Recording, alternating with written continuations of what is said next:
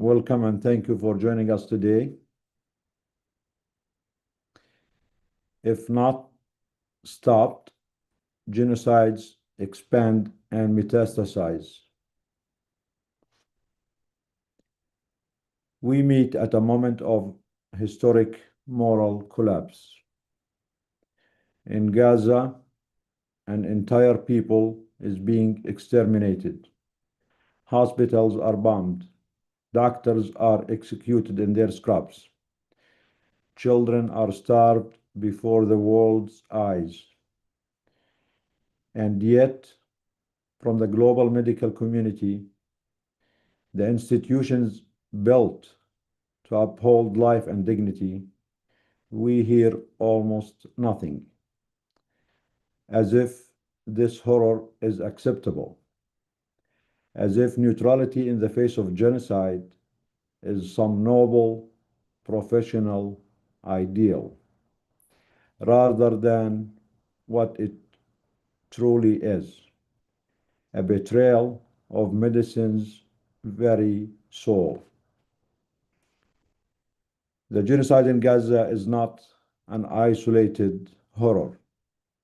It is the logical continuation of a system built on supremacy, of settler colonial states, of Western dominance, of institutions that define whose life is sacred and whose is disposable. Israel is not merely a country committing a genocide. It is a structure built on genocide, on the violent erasure of the native Palestinian people, a supremacist state created for one ethno-religious group at the expense of everyone else, and sustained by impunity, force, and the backing of a world order that shares its ideological DNA. But the violence is not just political, it is psychological. Supremacy is a disease of the mind. It breeds insecurity masked as dominance.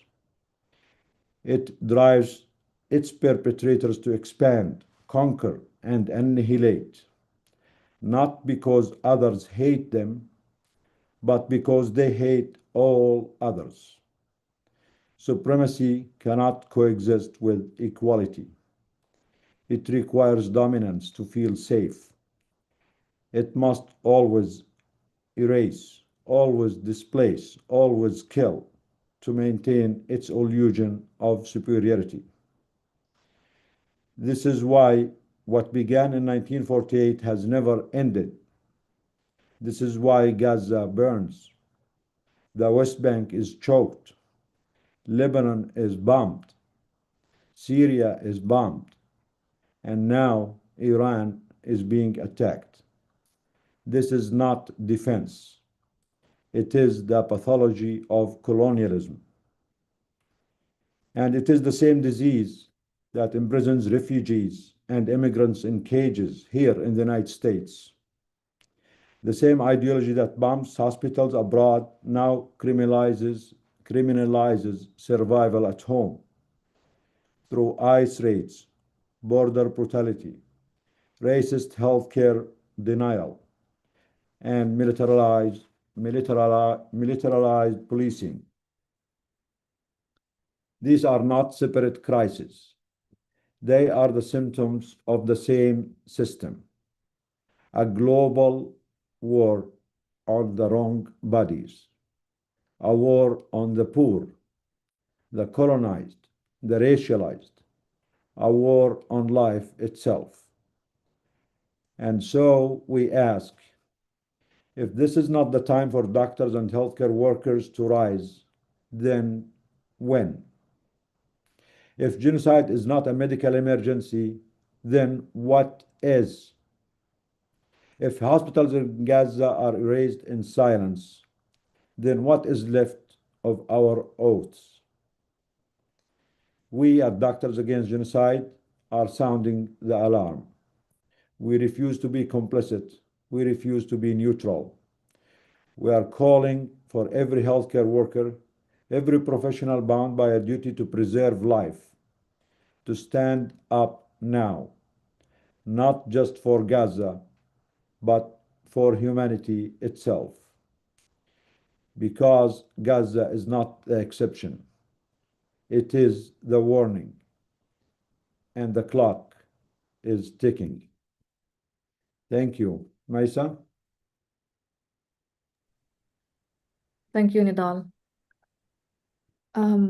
As a Palestinian, I was reflecting on just the world that we find ourselves in, and I just want to share a few words just from my perspective as a Palestinian who has actually lived during the first Intifada, the second Intifada, during, what we thought was the most brutal occupation, only to find out that there's actually more horror that can be inflicted on our people. My reflection today is what it means to be Palestinian as we see a brutal occupation, a brutal colonial imperialistic system trying to strip us away from every last inch of land, from every last drop of water, from every last gram of flour and food, and trying to normalize something as horrific as killing children, maiming children, and brutalizing civilians everywhere.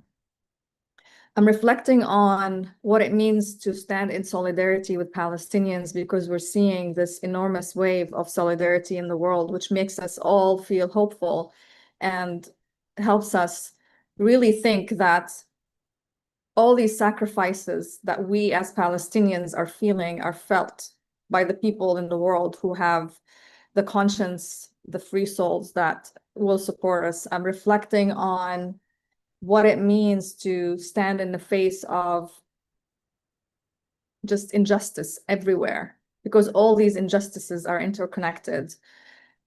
And I'm reflecting on what it means to be an ally to the Palestinians today. And as Palestinians trying to advocate for our sheer existence and try to advocate for our brothers and sisters and colleagues, trying to advocate for our allies and friends in the US and Canada and anybody who's suffering injustice, and how important it is to really center the voices of the Palestinians in this struggle. I'm going to ask everyone who wants to stand in solidarity with us to always remember that the center of the story is Palestine. The distractions that happen around us, whether it's the media, whether it's, Israel trying to come up with just, another excuse to bomb another country, that the real story is Gaza. The real story is Palestine. And the real story are those children who continue to suffer the most consequential, the most horrific cost of this atrocity. And at the core of all this is white supremacy. So I'm inviting everyone to reflect with us as Palestinian and to really think truly about what it means to stand in solidarity with us today, and to allow us to grieve, to mourn, because these are really horrific times. Some of us have family, a lot of us have family in Palestine that we cannot see, we've lost. And as we mourn and grieve, we're still advocating, we're still rising up to continue to speak truth to power. So my ask from everyone is to allow us some moments to grieve, but also center the story on Palestine and take guidance from Palestinians, whatever we can. And just want to thank everybody for solidarity and for the outpouring support that we're feeling. And long live Palestine. Thank you so much.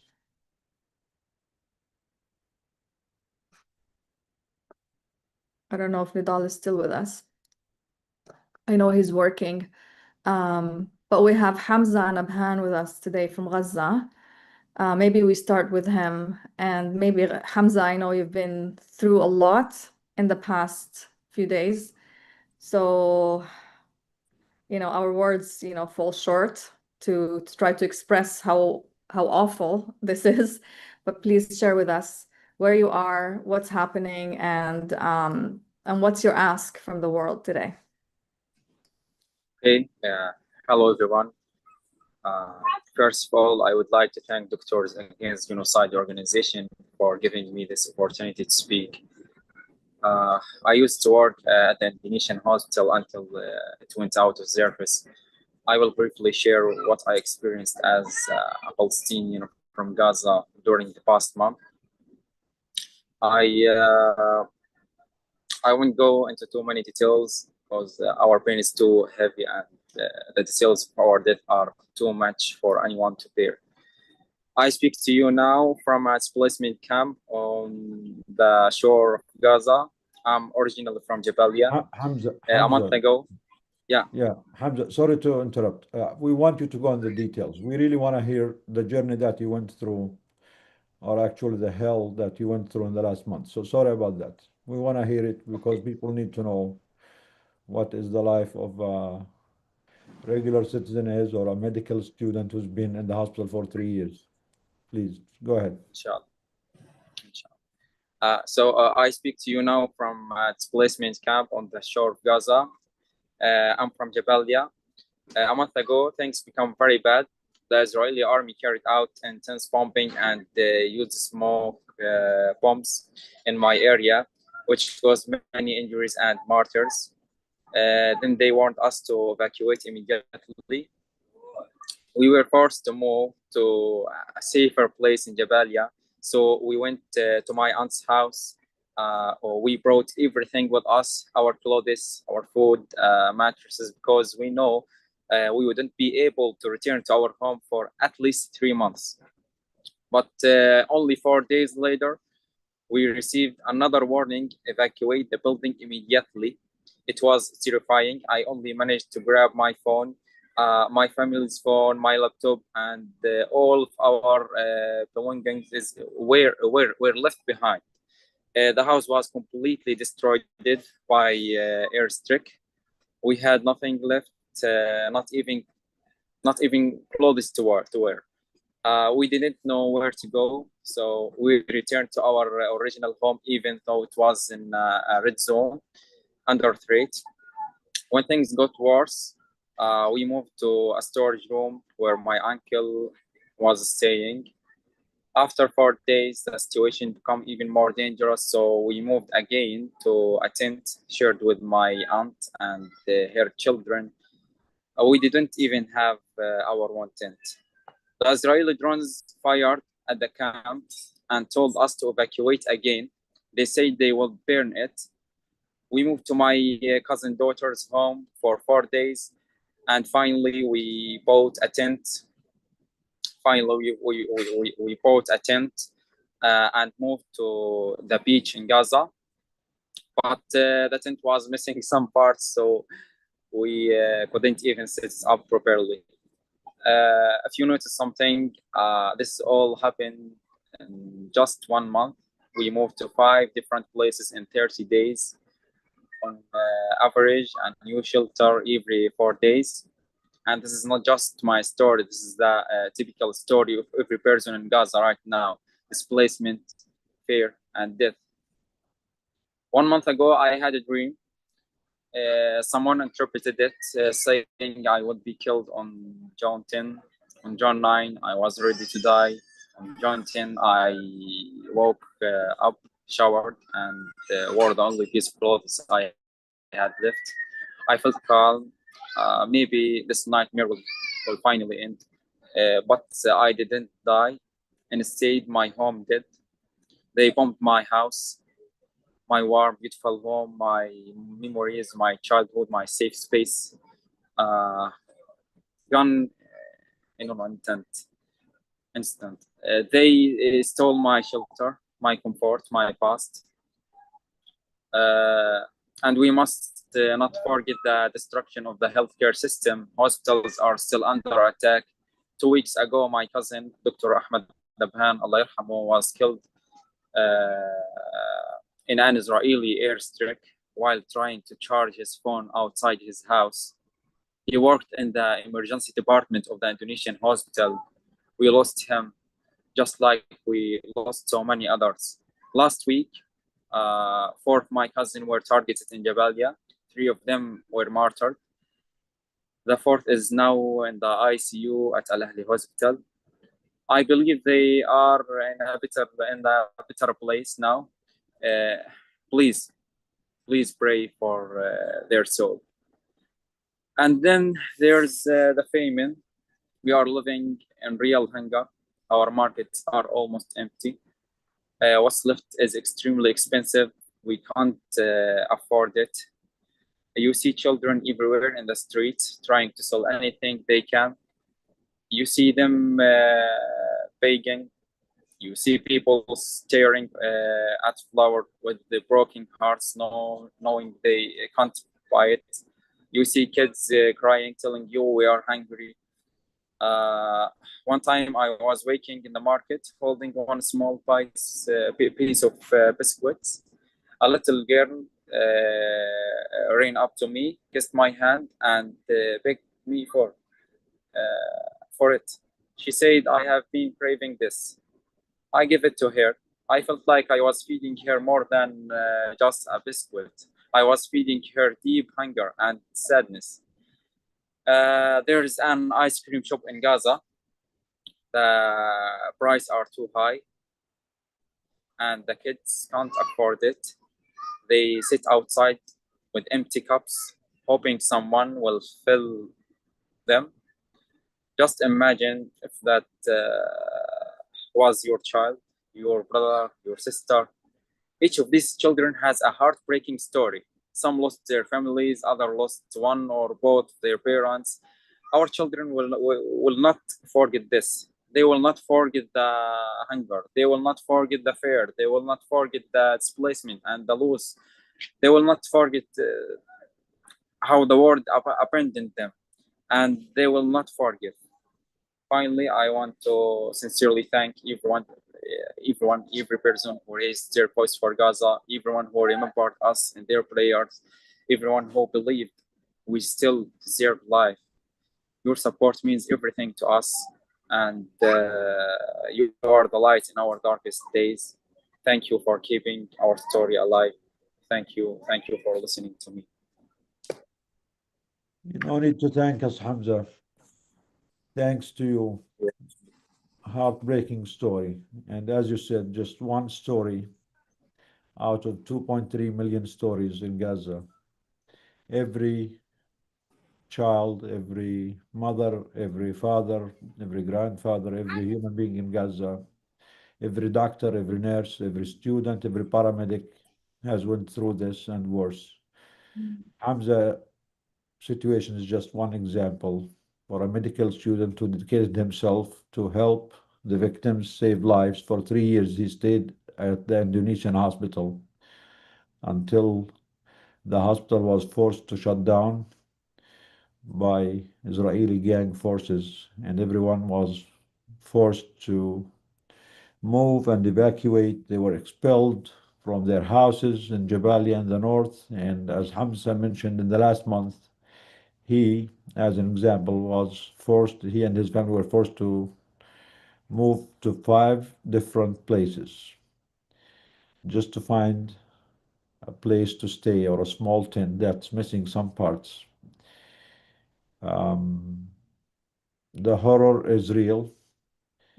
This is not a natural disaster. This is a deliberate attack on life, on human beings, on civilians, being carried out by a genocidal country and nation and state, and fully supported in all of this by the United States government and the United States Congress, United States system, and all the taxpayers. We are paying taxes to starve children in Gaza. As Hamza mentioned, children have no food. Every child is craving something to eat while the food sits there a few miles away. And there is food enough for Gaza for 3 to 4 months just sitting there on the border. It's not allowed in because we, America, don't want to. We enjoy starving children. This is the country that we live in. This is the system. This is the morals of the West to starve a whole people, more than 1 million child, their mothers, their fathers. So we are the ones who are sorry, Hamza, and we are thankful for you. And yes, the whole world did betray Gaza, betray its doctors, its nurses, its children, its mothers. Um, Stay with us for a minute, Hamza. We might need to go back if anyone has any questions for you. But we have also Dr. Abdul Wahab Abu Amreen from Gaza joining us. Dr. Abdul Wahab, are you there? Unfortunately, the Gaza was under complete Yes, blackout for 5 days, and some connections just came back yesterday. So not everyone has connections. 2 or 3 of our guests just texted me that they couldn't get on, but we are lucky to have some people able to come. Dr. Abdul Wahab, ahla wa sahla. Can you introduce yourself, doctor, to the people, to the colleagues here, and tell us what is new, what's the update on your side from inside Gaza? can you hear me all? Yes, yes, we hear you good. Okay. So yes, so to introduce myself, my name is Abdul Wahab Abu Amran. I'm a medical doctor and independent researcher. A medical doctor who was a graduate. In fact, I'm a fresh graduate medical doctor. I graduated in 2022, finished my internship in 2023. And before I could start any training program or get officially a job at within the hospitals. I started volunteering since October 2023 at Al-Aqsa Hospital in the middle area, where I was originally from, and where I in middle area of Gaza Strip. So what's happening right now? If we, if I want to highlight what's happening in regarding medical situation, we can say I can briefly mention that there is no active hospitals. Most of the people there were expelled and forcibly displaced. The hospitals there, Indonesian hospital and Kamal Adwan hospital, is totally non-functional and was evacuated under force. The Nur al-Ka'bi dialysis center in the north was demolished by Israeli trucks, but in the south, it's not. For example, in the southern strip, eastern part, there was only one hospital there, the European Gaza Hospital, which was built by European Union less than 2 decades before. This European hospital was actually invaded and being distracted by the IDF. You may also you may have witnessed that the pictures and the videos that the IDF has spread online regarding the allegedly tunnels below the hospital, but with no refutable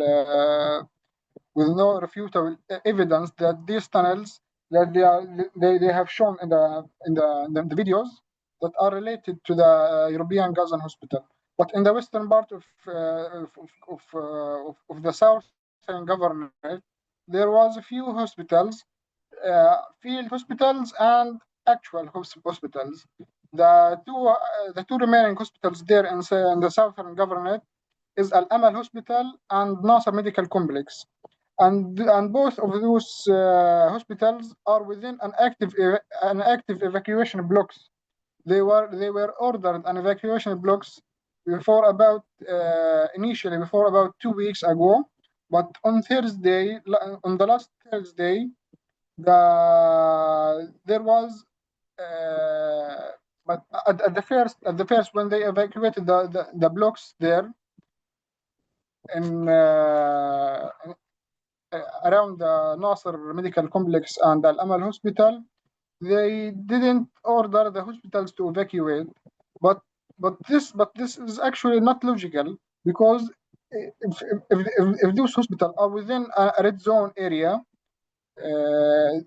simply the patients cannot arrive at the hospital, and there will be no access to the safe access to both of the hospitals. But even though another evacuation was announced on the afternoon of Thursday, last Thursday, about three days ago or 4 days ago, to evacuate the block number 107, which is the block.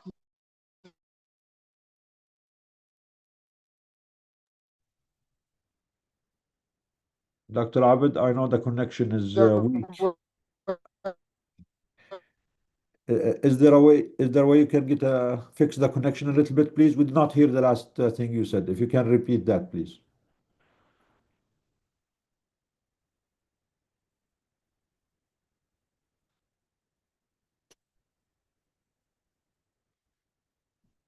Dr. Abdul Wahab? Maybe if he Can you hear me? Yeah, we hear you now, but it's like on and off. تفضل. I think we lost him now. Yeah. Oh, here. Okay. Yeah, you hear me us now? now? Yes, we hear you now. Where did I stop? So the last block, they evacuated the whole area around the Nasser Hospital, and they made it a red zone, but they did not issue an evacuation order specifically to the hospital itself. But no patient, no citizen can access the hospital because the whole area around it is a red zone. And from what I understood also, even the employees cannot get So the in or evacuation out of of the hospital because it's a red zone. And I know that Okay, MSF so the evacuation of تفضل.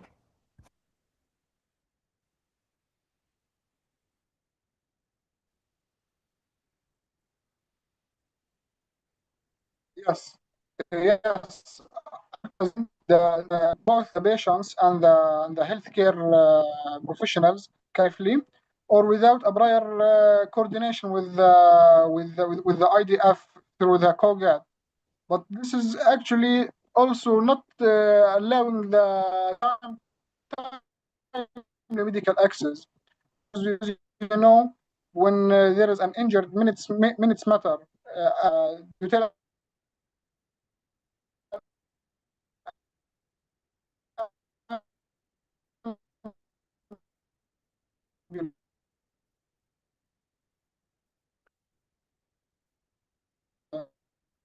Yeah. Dr. Abdul Wahab, maybe if you turn off your camera, the connection, we can at least hear you. Yeah, let's just do the voice without camera. I think that might help with the connection, Dr. Abed.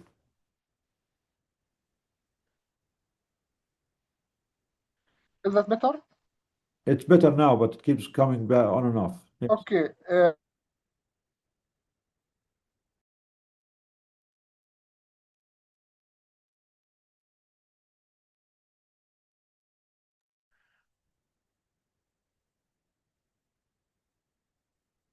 Dr. Abed? Okay, maybe we'll just wait on Dr. Abed to fix his connection. And again, Gaza has been under full blackout, no connections anywhere in Gaza for the last 5 to 6 days. Yesterday, the people of Gaza managed to get some connection in some areas, but as you can all tell, it's still very weak and spotty and unreliable. Dr. Abdullah is there. I'll give him one more chance. Hopefully he can talk, at least talk without a video. If you hear me, Dr. Abdul Wahab, you can talk without a video. I think it might help. Fadl. Okay. So to continue from where we have stopped, so yes, the access for the patients and the doctors and healthcare professionals to both of the hospitals, that the only hospitals there in the southern government is very restricted and need a lot of coordination with the IDF. But this coordination also doesn't mean the full protection of those who are moving there. For example, in the first few days when the evacuation was ordered, the delayment for the healthcare professionals to go in or out of the hospitals would take 2 to 3 hours to get in and 2 to 3 hours to left the facility.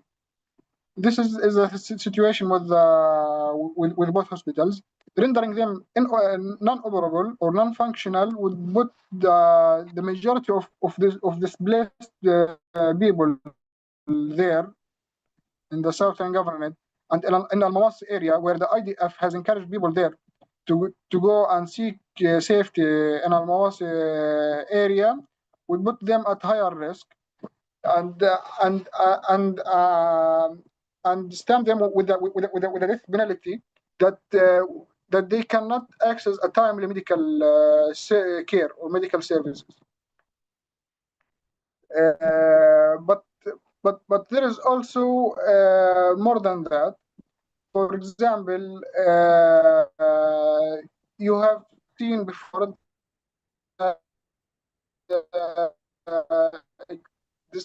destroyed the only cancer hospital in Gaza Strip, which is the Turkish Friendship Hospital in Netzarim area.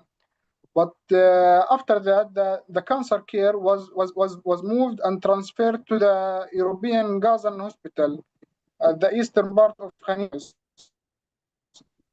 But this hospital is again out. So this also create an even worse care cycle for the cancer patients who already face multiple risks, like the denial of their evacuation for a proper medical treatment and the denial of medical supplies that are required for their treatment. There is also regarding the medical situation in Gaza, the GHF, the Gaza Humanitarian Foundation crisis that are unfolding here in Gaza. So every day at either the Netzarim center or the Rafah centers, there is each day tens of dead people there. The latest update, which was released an hour ago, says that at least 300 were dead due to the gunfire or tank missiles around the Gaza Humanitarian Foundation centers. This in addition to the hundreds, to the extra more hundreds of injured from both centers that are happening on a daily basis. From what I know, this high flow of the patients and injuries from those centers had exhausted the medical supplies and the medical resources at the receiving hospitals. For example, regarding the Netzarim center, Al-Auda Hospital had exhausted most of its gauze and of gauze supply and dressing supplies, receiving the hundreds of patients from the Netzarim area, and were directing them to Al-Aqsa Hospital, where I was volunteering.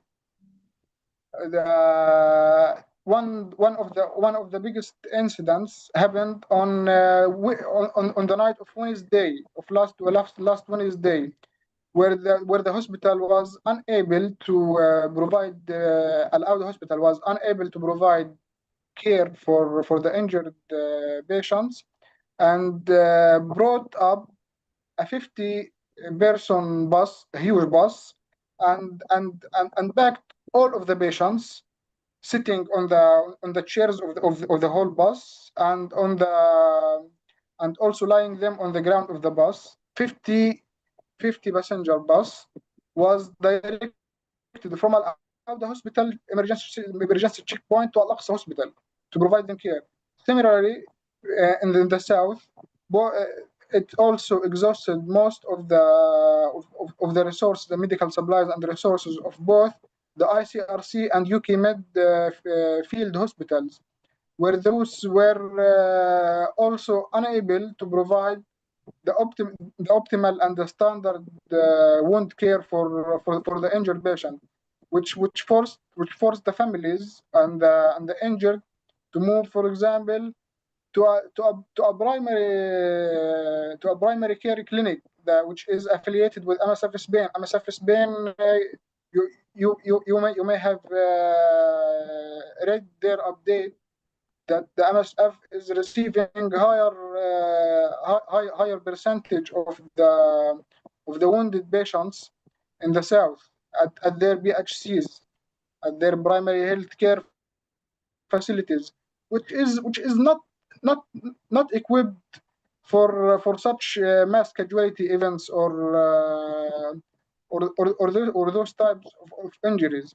But it was forced to do so because both of the field hospital there had exhausted their resources, and of course you should know that their resources at the MSF is not going to sustain for that long.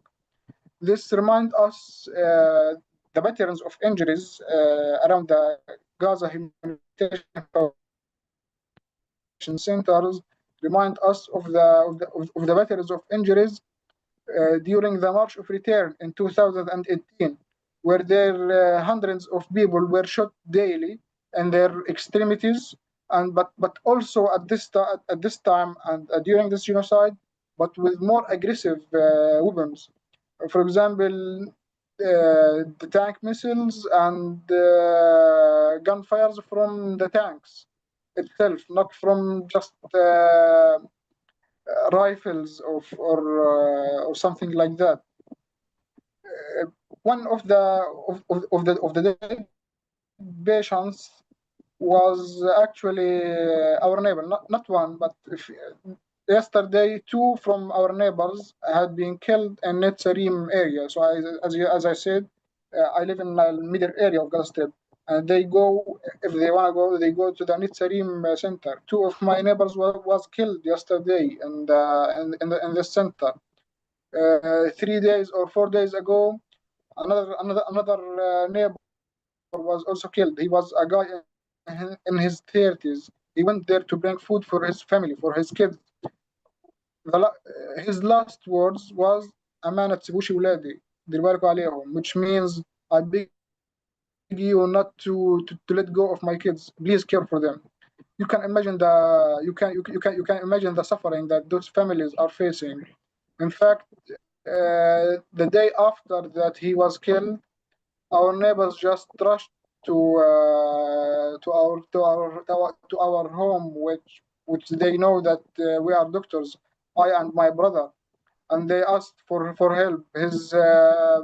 His wife went to Asenko during the and felt comatose because of this tragedy that happened to her fathers, to her husband, sorry, and to their kids who were left alone and hungry also. There is also a study that I want to highlight, which was released by Harvard on the Thursday also, that estimate, based on the IDF released numbers, that there is estimated to be 400,000 of Gazans that just vanished from the records. This is the study did not confirm whether they are dead or what. But the previous estimates, for example, the one that was published in the Lancet last year, in July last year, I believe, estimated that there is a totally non-direct dead due to the war itself of 180,000 people. But this Harvard study shows much higher number, which is 400,000 people that are just vanished from the records, whether they are killed or under the rubble or just arrested. No one knows their fate. Each day, tens, when is being killed, and for example, near the centers of the GHF centers, but all but those who were brought from there, which is considered a red zone, there is also many who were not retrieved from there, and their bodies were still lying somewhere near the GHF center, and maybe decayed till no one can know it.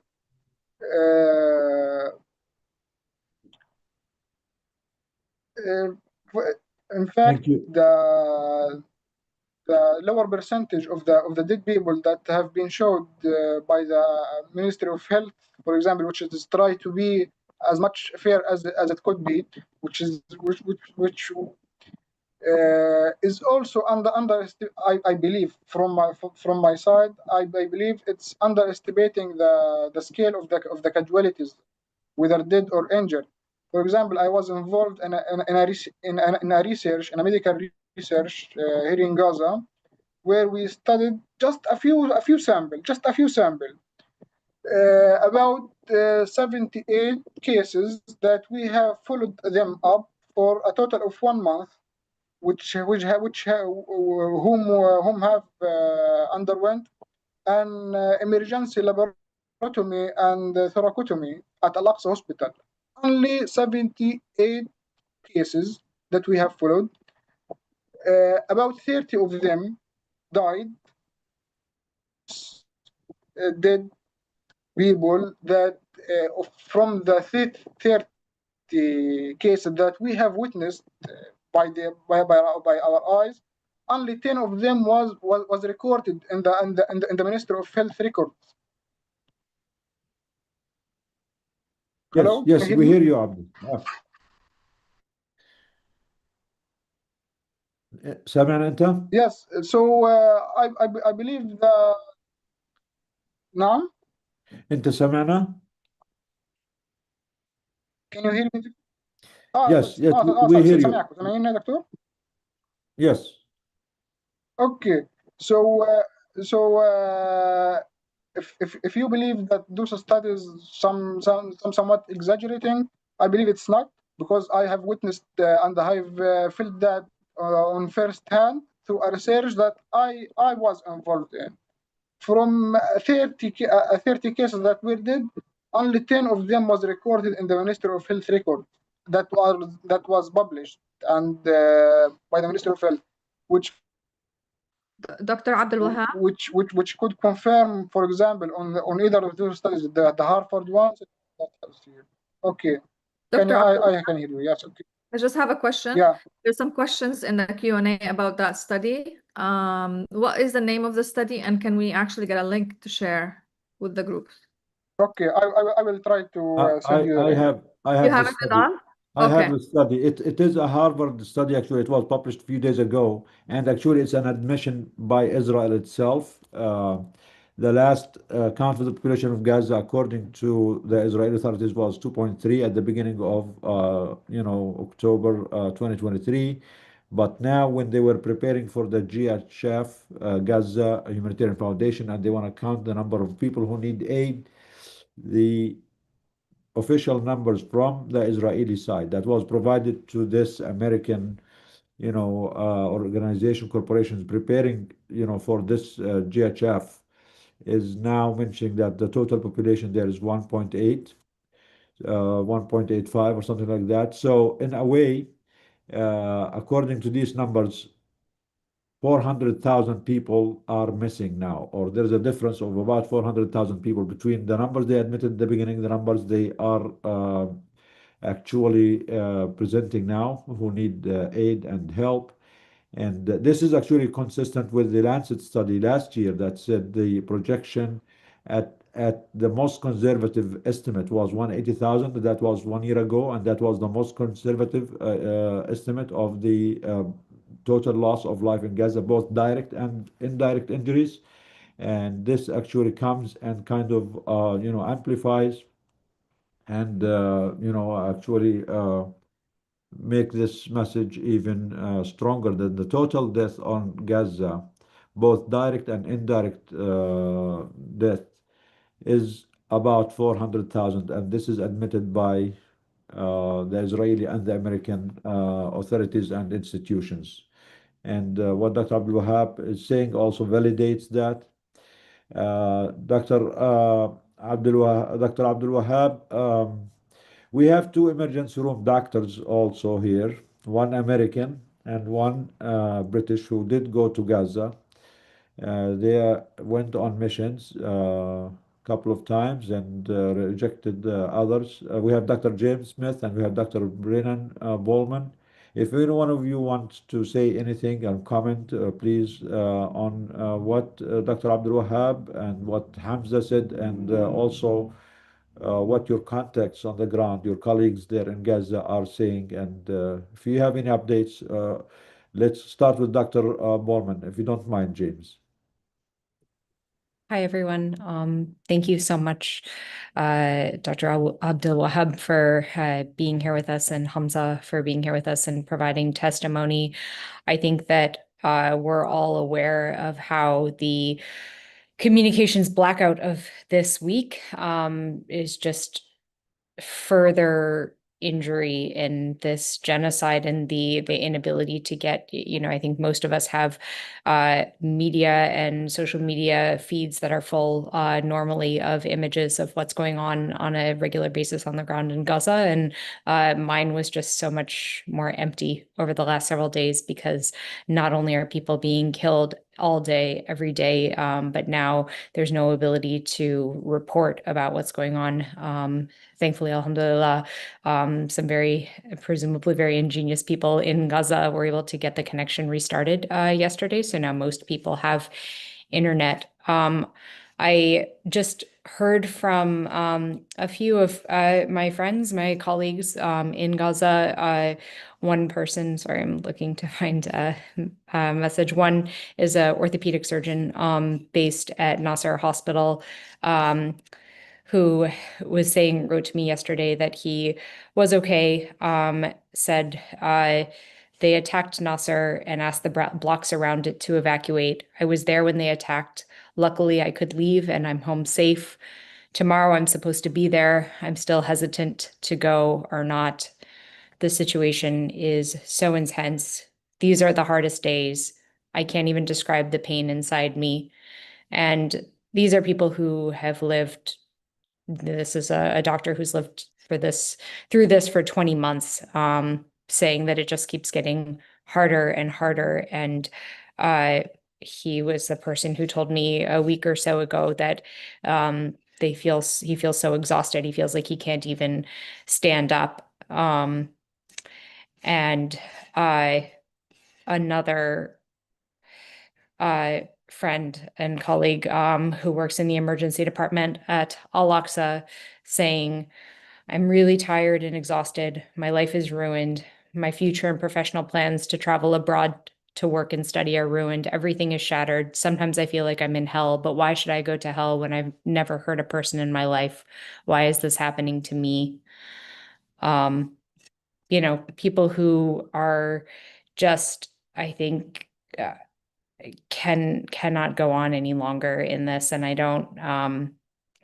think what we're seeing outside of Gaza, with the way that just in the last weeks, this Gaza Humanitarian Foundation has somehow been legitimized, and all of the traditional humanitarian aid providers and United Nations tried to tell the world that this was not acceptable. I mean, first of all, before it went public, I think they tried to fight this from happening. We in our congressional advocacy have told representatives in Congress that this is an unacceptable way to deliver humanitarian aid. And now the world seems to just be accepting it. And we know that as of now, around 274, I think, was the last count I saw of people who have been killed at aid distribution sites, and 2,000 injured. And the world, doesn't even know. And I think that we just need to keep fighting this. And there's a lot. There are obviously other recent news events that have we're concerned are taking attention away also from the genocide in Gaza. And I think that we just have more and more responsibility to keep speaking out about the genocide and keep fighting for our colleagues and healthcare professionals there who are just trying to stand up and survive and take care of their people day in and day out. And they don't want to be heroes. They just want to survive. So I think that's all I have to say offhand for now. Thank you, Dr. Mormon. Thank you for your truth. Thank you for your sacrifice, for your service. And yes, thank you for also highlighting that genociders are good at distracting people attention. They are good at making media and communication blockades so they can continue to kill without any witnesses. They also start wars and genocide somewhere else. So all the world attention goes to different places while they continue their genocide and their attack on health and on life in Gaza. And also our country here is attacking, the American people, basic freedoms and basic rights, and they're going against, the constitutional amendments that protect our rights. They are going against the immigrants, the poor. All of these are crimes by themselves, but also are diverging tactics. So people stay busy at surviving and fending for themselves, and they don't have time or space or energy to speak up for the victims of the genocide in Gaza. So thank you for centering this, and that is part of our mission. And as we mentioned earlier, all these crimes are interconnected.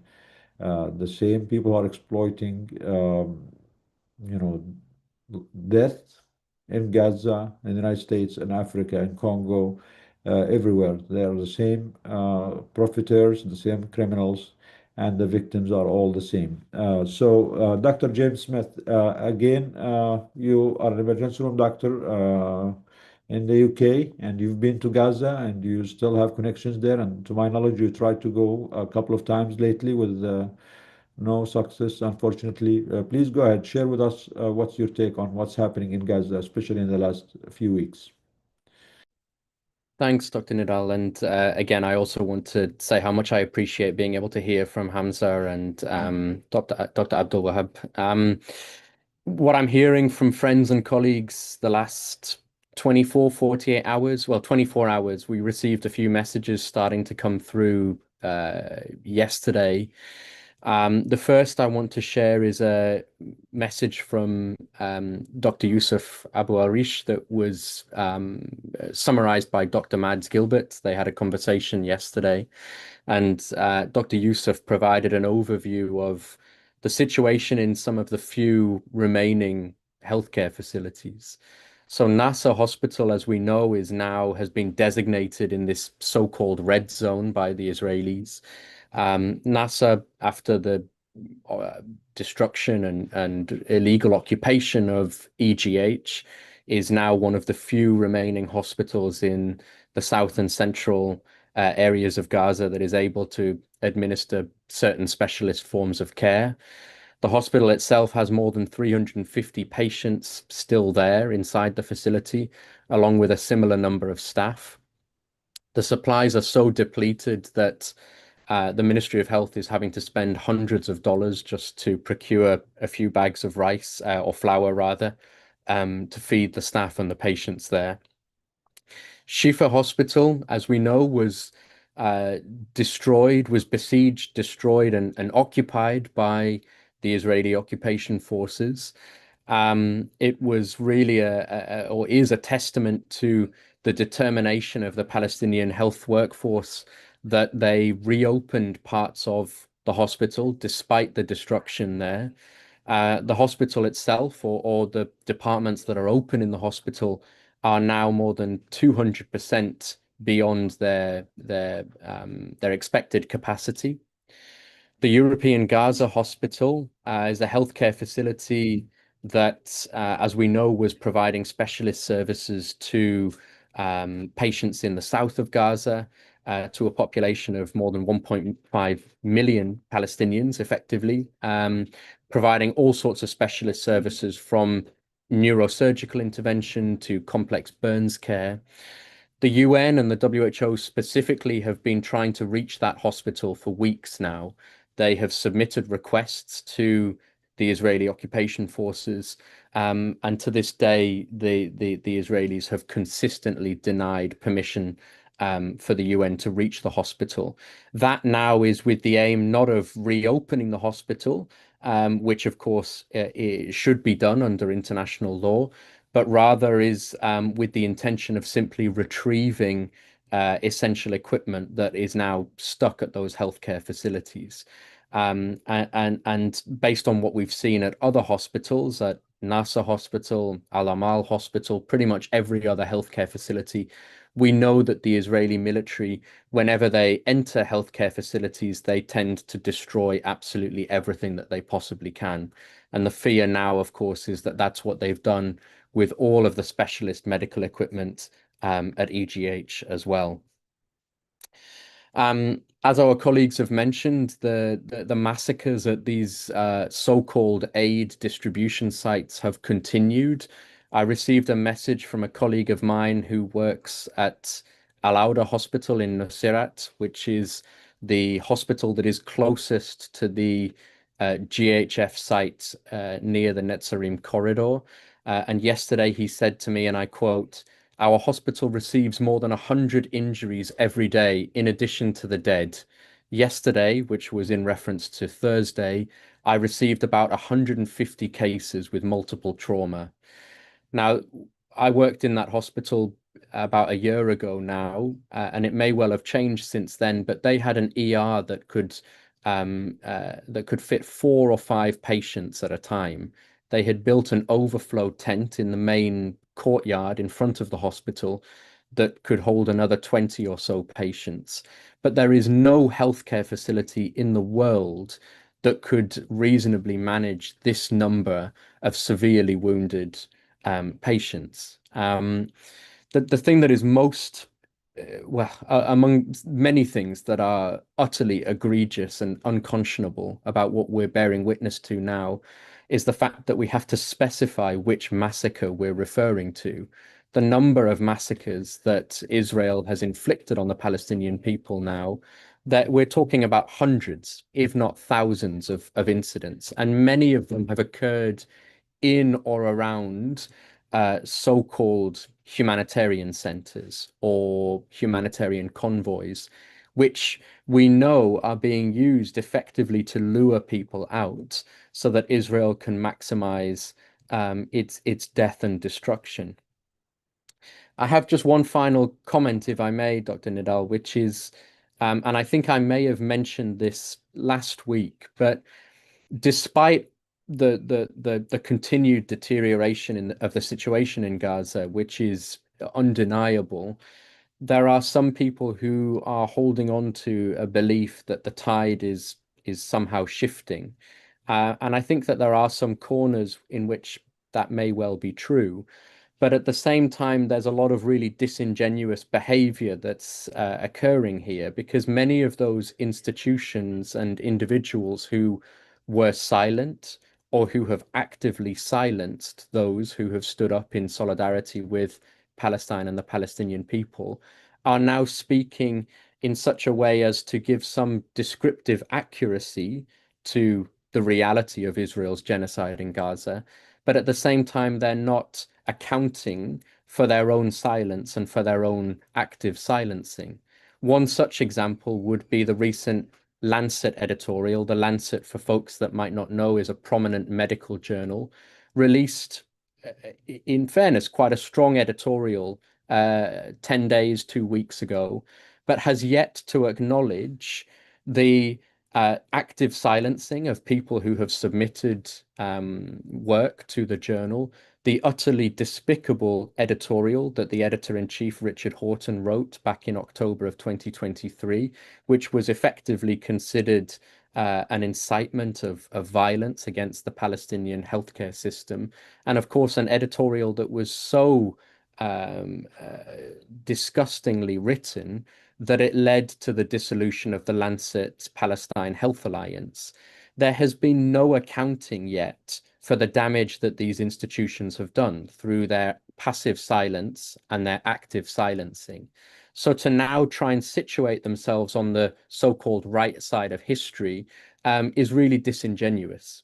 As we all know, there can be no justice and there certainly can be no liberation if we don't first have accountability, genuine accountability. And that's what we really need to be pushing for now. While we do celebrate that there is a shift of sorts, we shouldn't really consider that those who are now finally speaking up after 20 months are doing it because they have the best interests of the Palestinian people at heart. So I think I'll end with that. Thank you again, Dr. Nidal. Thank you and courage to our colleagues in Palestine, in Gaza, and of course in the West Bank, where Israel has intensified its occupation of the Palestinian people in the West Bank. We continue to fight and to speak up, and you know, despite the media blackouts, Palestine is not and will never be forgotten. Thank you, Dr. Nidal. Thank you, Dr. Smith. Thank you. Very, very important testimony. Thank you for the information. And yes, as you mentioned, the Lancet, after long silence and long repression of the voices of those who are speaking against the genocide, finally allowed a small correspondence to be published like last week. And that correspondence just says, why has the medical community been complicit or silent on a genocide? And the correspondence actually blames the Australian, the New Zealand medical associations, and most of the medical organizations there, the Western organizations in general, but none of them mentioned the Lancet. And the Lancet itself still did not admit that they were part of this, deafening and criminal silence and repression. As you mentioned, we know of, including you, James, who many people, dozens, hundreds of people who tried to publish, who tried to push this data to the Lancet, to other medical journals. And unfortunately, I think the repression in the medical field, especially the Western medical field, is one of the worst fields. It's the most colonial system. The medical field is the most colonial, the most Zionist system ever. It's worse than even the war machine companies that make the weapons. At least those, they will go for the money. Whoever pays them, they'll send the money wherever, whoever pays them. But these people, and that is just antithetical to medicine. I don't know what they stand for. They might come back 10 years down the road or 100 years down the road, like what the New England Journal of Medicine did with slavery and even the Holocaust. They were so very late to give the world an apology, a formative apology, 10 years, 20 years, 100 years after all the victims have been lost, after our morality have been crushed. They should not be the representatives of medicine, of morality, of ethics, of professionalism anymore. These institutions must go. They are irreparable, giving gestures of, as you said, very late and just performative apology, or trickle here, trickle there, without real accountability and genuine accountability is not gonna go this time. So thank you, everyone. And as we said earlier, genocide is a process, doesn't happen overnight. It has been enabled. It has been happening over decades.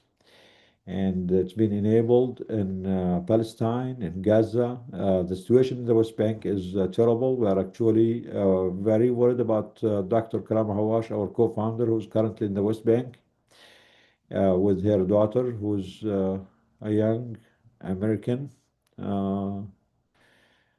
high school child, to be exposed in the last few days. They went there for a visit, just to visit family, just to have some Arabic classes in Nablus and Bethlehem. While Callista, her daughter, enjoyed the stay first few days. She had a couple of classes. Then, as we said, if genocide is not stopped, it metastasizes, expands, because they thrive on killing. Their lust for killing, for domination has no ends. So they started this terrible war and terrible attack on Iran. And as you know, everyone in Palestine is under threat from these rockets that's coming both ways, with one major difference. No Palestinian has a shelter. No Palestinian is allowed to have a shelter, while every Jewish Israeli, only Jewish Israelis, are allowed to have bunkers and shelters. So all Palestinians, including Dr. Hawash and her daughter and her family, and all Palestinians in the West Bank and Gaza, are under threat from these rockets. Actually, many Arab citizen or Palestinian citizen in Israel lost their lives yesterday because their houses are not protected. Dr. Hawash actually is on her way now, trying to leave the West Bank. She's been trying to leave in the last few days. We heard news that hopefully she managed to cross the bridge to Jordan, so hopefully she'll be able to join us soon if she can. And again, it's the same supremacy, the same genocidal mindset, the same entitlement that Israel is enjoying. It's being supported and fed by the supremacy in the United States, where some people think their lives are more important than others, where some people think that the mere presence of others is a threat to their security, to their safety, to their hegemony. That's why we see this attack on freedoms in the United States, on people who are calling out the genocide, trying to stop the genocide, not to use our money to use the genocide, but these systems insist on taking our taxes for bombs while cutting services from our communities here, from Medicaid, from welfare, from the poor communities, and on top of that, going against the poor, the marginalized, the immigrants, those people who are running from wars, from colonialism, from failed systems, coming here to the States just to be able to survive, just to be able to feed their children, just to be able to have a decent life. They are not a threat to anyone. They're not trying to take in one place like in our situation. They came to us and they just did not want to come to Palestine. They want to take over. These people are coming to the United States. They are coming here just to have a decent living. They are escaping wars that are manufactured by the West, by the exploitation of the West, and coming here to the United States, to LA, everywhere in the United States, just to have some peace, to make a living, to feed their children, to raise their children in safety. They are not danger or threat to anyone. The only threat the American people have is our elites, it's our government, it's those hyper wealthy who are exploiting all of us. The immigrant who's coming here and working for $5 an hour is not a threat to our economy. He's not the one who is taking our taxes and sending it to buy bombs to crush the skulls of children in Gaza, in Lebanon, and Syria, and in Iran. And we all have been hearing about what's happening, the ICE raids on immigrants, on communities, fracturing communities, fracturing families, taking fathers and mothers from their children, from their, while they're having their elementary school graduation, deporting them, imprisoning them in inhumane conditions, disappearing them.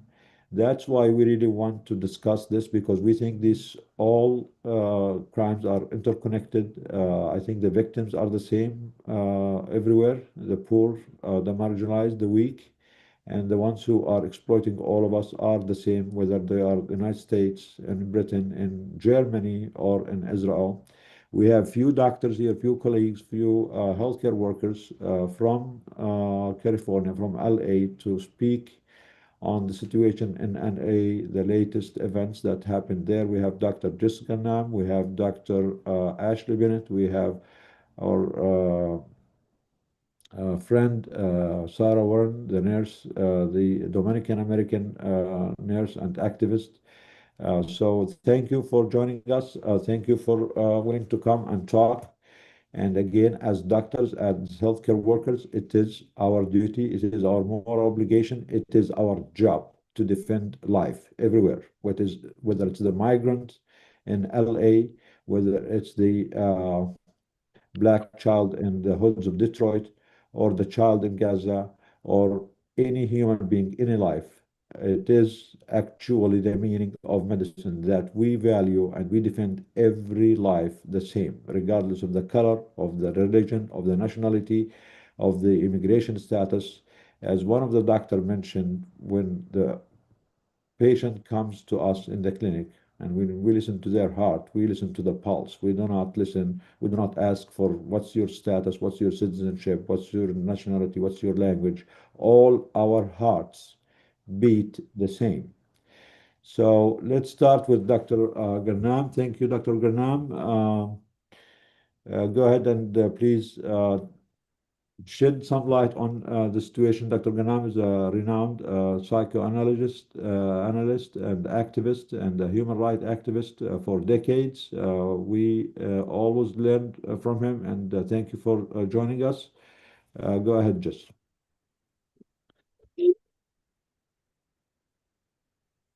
You are muted, Jess. Can you unmute yourself, Jess? We don't hear you.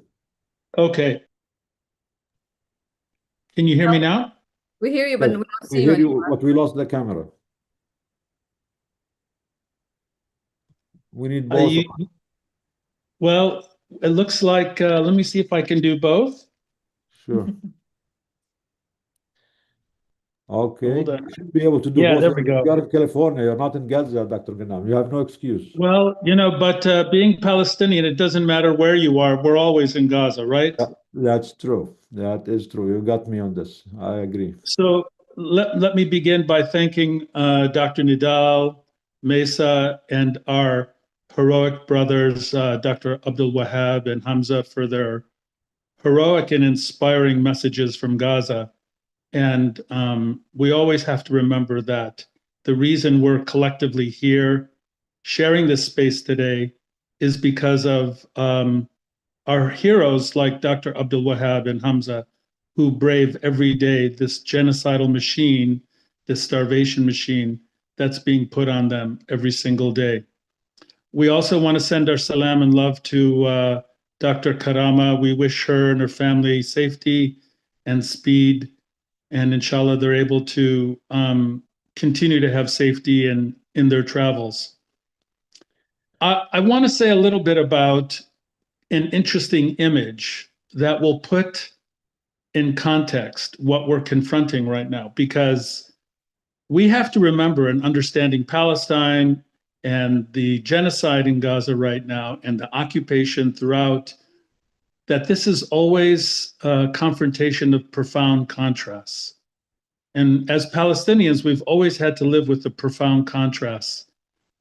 The profound contrast really can be captured in one image, or multiple images that share the same content. And if you are paying attention to the images of the immigrant rights protests that have been going on nationally, the large national protests, the No Kings protests that happened nationally yesterday, there's one thing that stood out to me in all of the images. At every single rally, there was the Palestinian flag. What does that mean? That at an immigrants' right rally, at a No Kings confrontation of the Trump administration rally, that we see Palestinian flags flying. What this means is that the struggle for a free Palestine and that the Palestinian struggle for freedom, self-determination, and a free Palestine has become the vanguard for marginalized voices globally across all sectors of civil society and all sectors of resistance. And I think this is an important thing to keep in mind, because the reflection of the Palestinian flags across all of these spaces is not simply a show of solidarity. It speaks deeply to the intersectionality of the Palestinian struggle with all these struggles. And this is something that Dr. Nidal and what we believe at DAG, we've been articulating, every single meeting, every single week. It's part of our political understanding of trying to unpack and understand what is happening globally right now. The point being is that if you can understand the struggle for a free Palestine and understand the dynamics of what we as Palestinians are demanding and struggling for right now, you can understand what's happening in terms of immigrant rights, what's happening with Black lives, what's happening with the global outrage of this colonial expansion that's happening globally right now, with an attempt to control natural resources, attempt to control all aspects of the global economy and concentrate it into a small number of people. The centrality of the Palestinian struggle is central to all these other struggles. And so what I'd like to just briefly talk about today in terms of what's happening in California, Dr. Nidal spoke about it very eloquently, and it's very true. We're seeing it in San Francisco, we're seeing it in Los Angeles, we're seeing it in the Central Valley, we're seeing it in Northern California, we're seeing it everywhere, that people are rising up, because we're seeing law enforcement, ICE, we're now seeing the National Guard in California, as well as the Marines, who are engaged in a process of silencing, number one, intimidation of our voices, but more disturbingly, creating fear, anxiety for individuals who are simply showing up for immigration hearings, who are simply going to school, who are simply going to, get education, who are being rounded up, who are being detained. And the next word I'm going to use is very important, and many of whom are being rendered, they're being disappeared. And they're being disappeared and extracted, and we don't know where they are. Their lawyers don't know where they are. By the time we find out where they are, many of them have already been rendered and deported to another country. Once they're taken to another country, it becomes virtually impossible to repatriate them and bring them back to the United States. And it's created this sense of fear and anxiety and intimidation through all sectors of civil society. And I should say that it is felt most deeply with our brothers and sisters in the Latini community, for sure, our brothers and sisters from Mexico, from Central and South America, but it's also affecting all immigrant communities. One of the things that happened in San Francisco just 2 days ago, just to show you the level and extent of the use of ICE and the immigration services for intimidation, 2 Palestinians had flown from Doha to San Francisco with valid visas. They were stopped at San Francisco International Airport. They, despite having legal entry visas into the United States, were detained and deported back to Doha. So this state-sponsored system of intimidation, of illegal rendering, of illegal deportation is being systematically used against all marginalized communities. And we're seeing it being heightened and being extended throughout all of the communities that we work so closely with. I'll just end by saying that, since I'm speaking about contrasts, one of the profound things that we've witnessed in terms of all of the acts of resistance, and there have been multiple in San Francisco, in the Bay Area, is that we do see communities, multiple communities coming together, standing up to ICE, in San Francisco 2 days ago, we were able to shut down an immigration court because we know that if people show up for an immigration hearing, the chances of being rendered, detained, and being deported is increased dramatically. And we're able to stand in solidarity with large groups of communities who are standing up to this. So let's keep in mind that despite the genocide, despite the attacks on Palestinians in Palestine and in the diaspora, despite the attempts to use state power to intimidate marginalized communities, that there is a strong and powerful resistance, and that Palestinian flag is at the center. Free Palestine, and I'll stop there and we'll hold it for questions later. Thank you, Dr. Nidal. Thank you, Jess. Thank you. Yes, free Palestine, and the people united will never be defeated. And we have only ourselves to stand up for ourselves. The help is not going to come from the White House or from the British government or the German government. It's only Will not.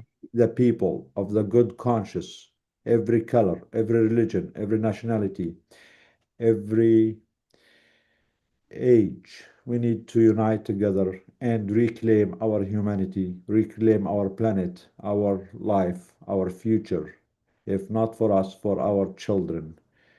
If we ourselves were forced to go through this, we should not allow this to happen to our children. And the only one who can fix this is us, all of us united. The people of good conscience, whoever they are, white, black, brown, green, red, whatever they are, whatever language they speak, whatever religion they have. There are good people, good conscience everywhere. We need to unite together, not against anyone, but for the sake of all of us, for the sake of our children, our humanity, our present, and our future. Thank you, Dr. Gannam, for your talk. And now we have this new discovered, at least for me, friend and a fierce fighter, Sarah Warren, a nurse who's been fighting this all by herself for a long time, and we just connected lately. So thank you, Sarah, for joining us. Thank you for being with us. And speak, share your truth, Sarah. And you are welcome to DEG, please. Oh, thank you so much. And thank you to everyone who has shared already. And I'm not alone in this fight at all. And I just have some amazing colleagues who are nurses across the country and across the world who are disturbed and disgusted by our nursing institutions and the silence that continues with the American Nurses Association, and we know it parallels the American Medical Association. And I have these amazing colleagues who we helped write the first letter that went to the American Nurses Association, as well as every nursing institution that has remained silent. And that letter has been read at protests all over the world, and it's really amazing to see that writing be used in that way. But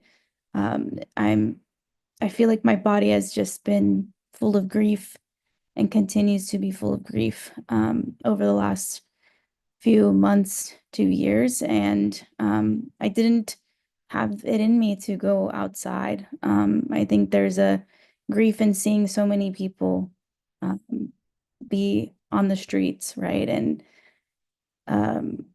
but when we saw the bombs hitting and when we saw these children be murdered, when we saw Israel just act with impunity and continue to see this, that wasn't enough for people to move and wasn't enough for healthcare workers to move. So there's a bit of a dissonance there, and I'm struggling with that now. So I wanted to just lay that out there. For context, I'm a nurse. I come from a family of Dominican immigrants, and we know that the Dominican Republic and Haiti has been subjugated by world powers for decades. My mom was born in 1965 when the Dominican Civil War happened, which was influenced by the United States. My grandfather was the barber for President Bush, who was not allowed to be the elected president of the United States after Rafael Trujillo was murdered. in the revolution of Dominican activists who saw the writing on the wall of imperialism. And sadly, this has continued. This oppression, this suppression has continued, and we're seeing what's happening in Haiti now. So all of this is connected, and I appreciate you, Dr. Jabour, for highlighting this. And I just wanted to provide context as well for why my fight for Palestine is my fight for my country, Dominican Republic, as well as Haiti and Quisqueya, which is the joined indigenous name for Dominican Republic and Haiti. My work is, I am a nurse and co-founder of Don't Clock Out, which is a peer support community for healthcare workers in navigating deeply human work. We started this organization after a nurse named Michael Odell left their shift at a hospital and died by suicide. The hospital was Stanford Hospital, and they still hold no accountability for this loss. Since starting this organization in 2022, we have supported over 3,000 healthcare workers through over 200 sessions and workshops. And we don't associate ourselves with any institution because we know the mental health of healthcare workers is highly stigmatized, and often our mental health is impacted by how our institutions treat us. We have also held virtual grief spaces alongside an organization called Introspective Spaces to honor the over 1,000 healthcare workers that have been martyred by Israel. And my work is centered around moral distress, which is the experience of witnessing harm and feeling unsupported and being able to address that harm because of systemic constraints or barriers or even design. And I don't even know if the term moral distress is something that we can even use anymore when we speak about what Israel has done to the healthcare infrastructure in Palestine, not only since October 7th, but for the last 75 years of occupation.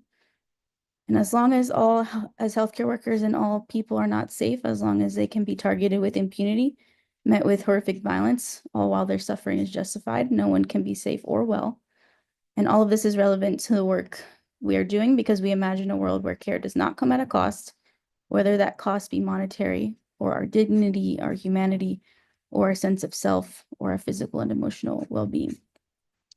I'm here because I live in Los Angeles, and I had someone invite me to join, but I've known the work of Doctors Against Genocide for many years now. And I help run a Instagram page called Nurses Against Genocide.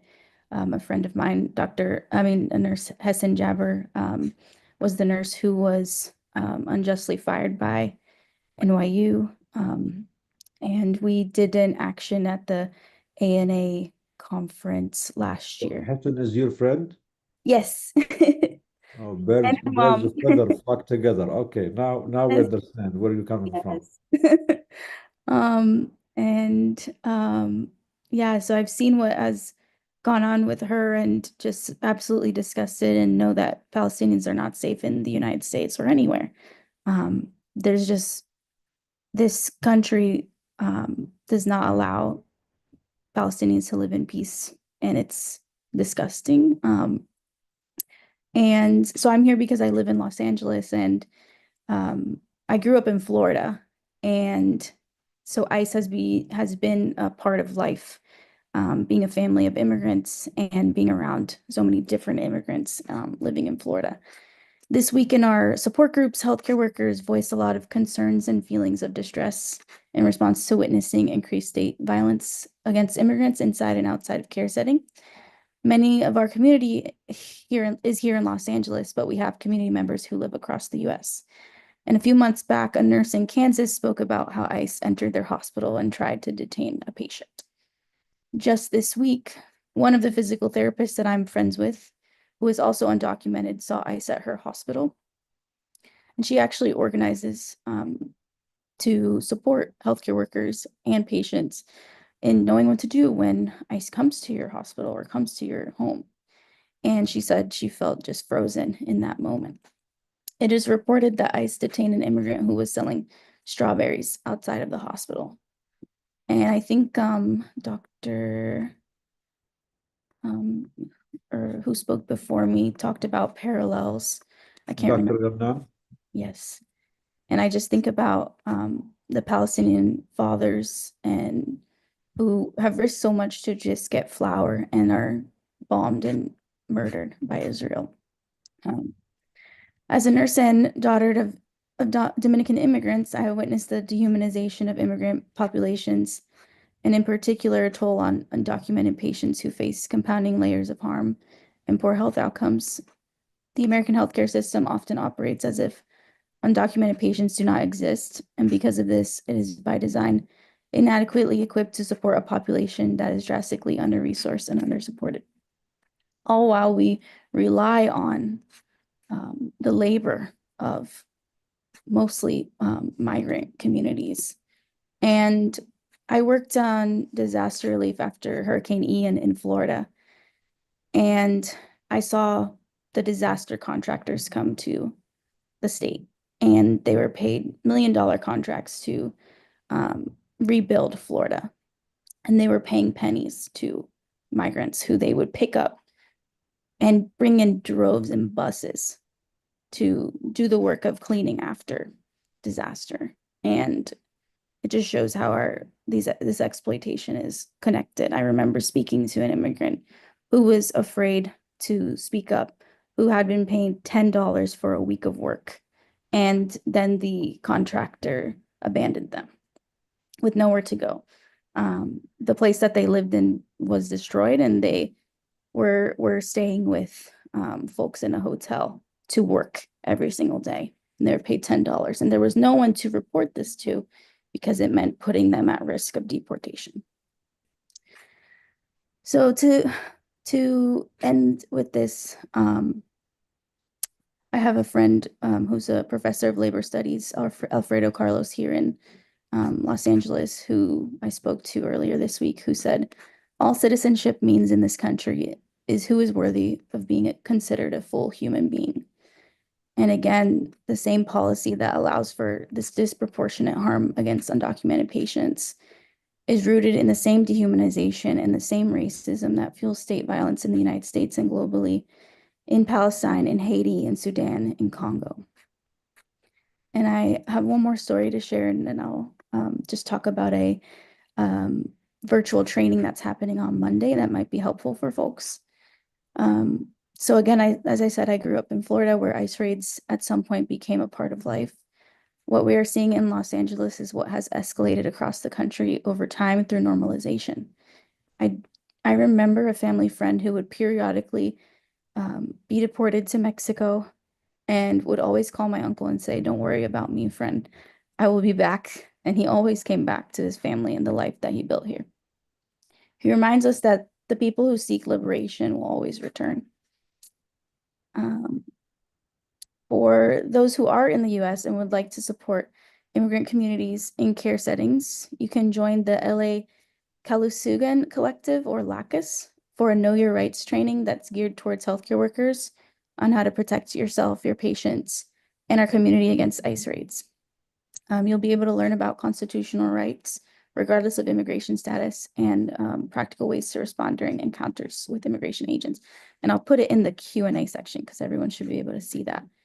The LA Kalusugan Collective is a LA-based organization of healthcare workers and community health advocates that are organizing for a healthy, empowered Filipino community from LA to Philippines. So I'll add that into the Q&A. And thank you all for letting me share.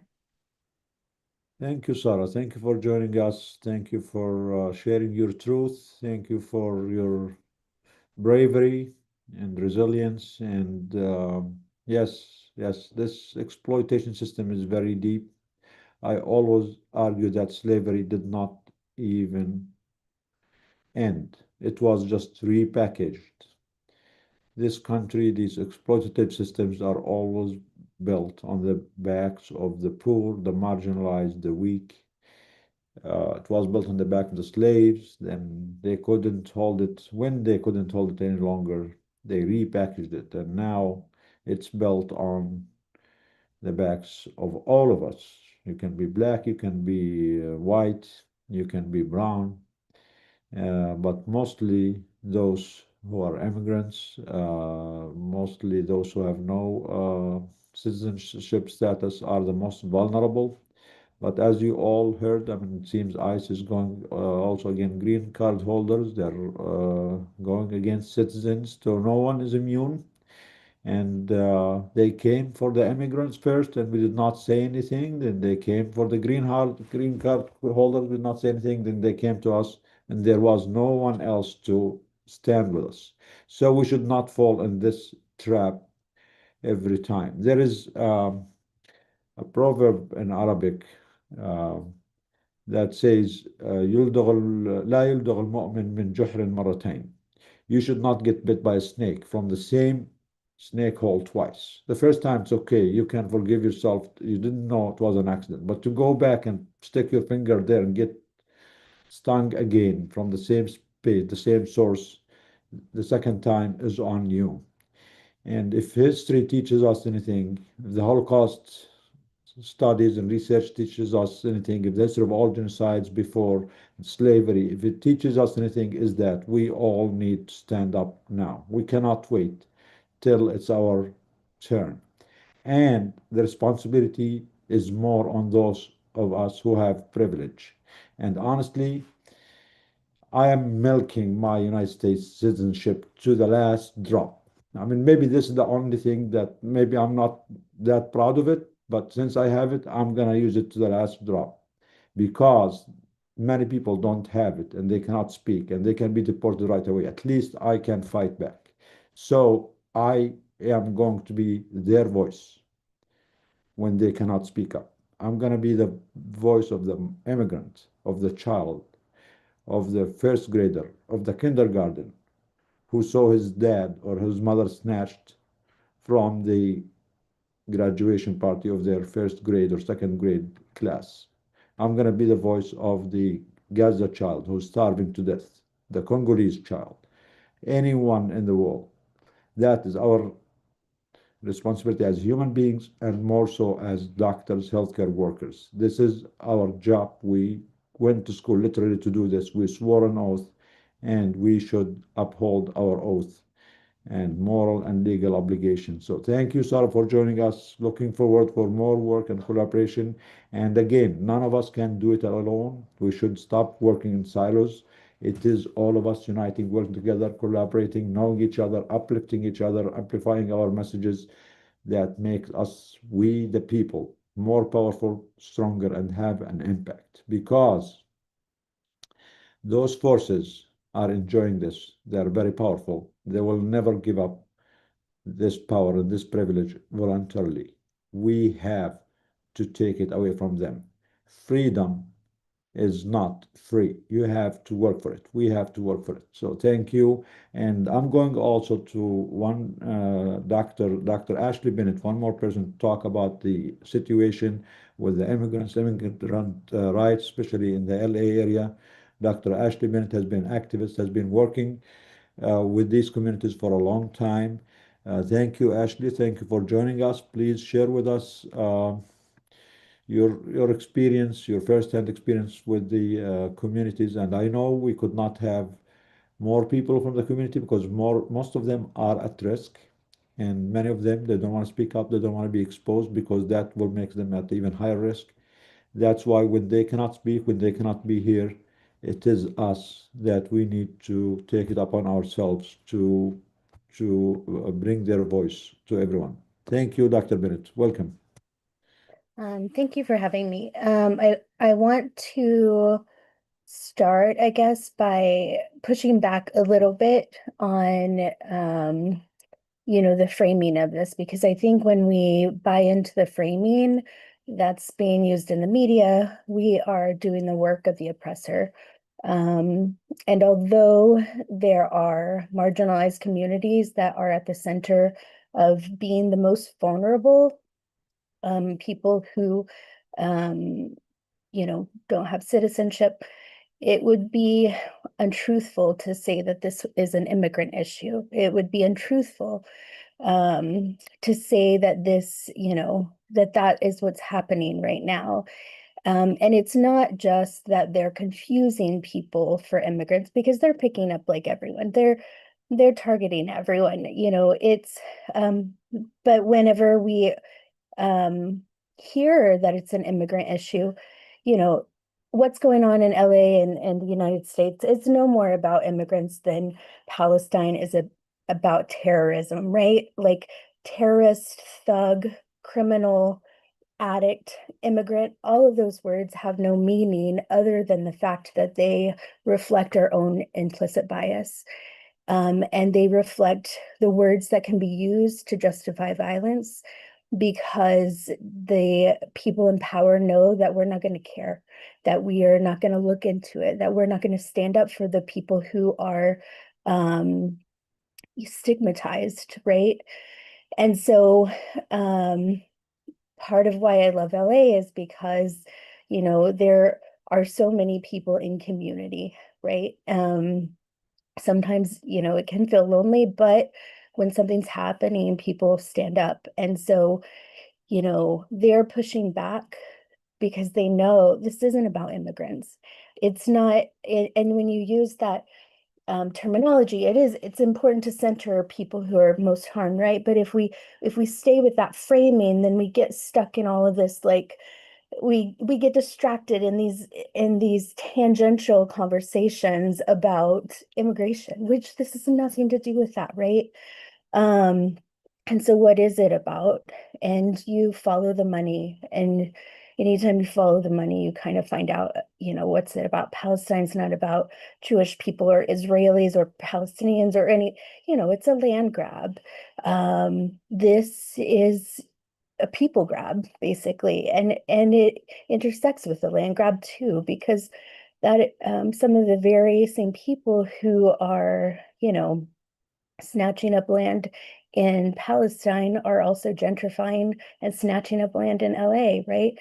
It is profitable to send people to work as slaves, right, in these private prisons and these private immigration detention centers, and they are getting paid. Like the more people they get, the more they get paid.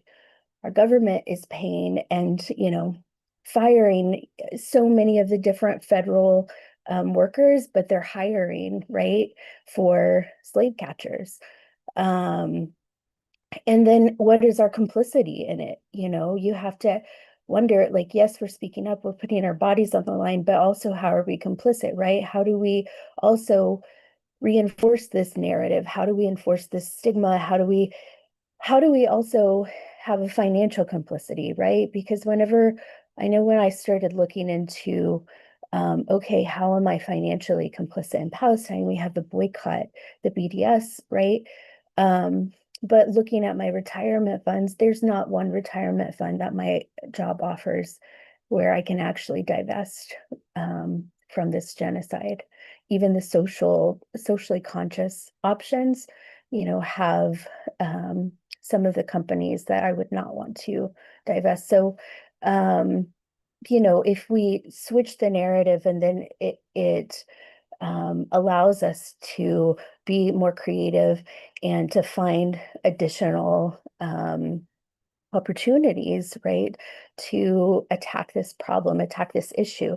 But then we also don't get divided, right? Because that is one of the primary mechanisms, especially in this country, that we have always used since Bacon's Rebellion, where, indentured servants rose up, right? And that's when they decided, okay, there's going to be white and black, and there's going to be different, lifetime slavery versus you can work it off.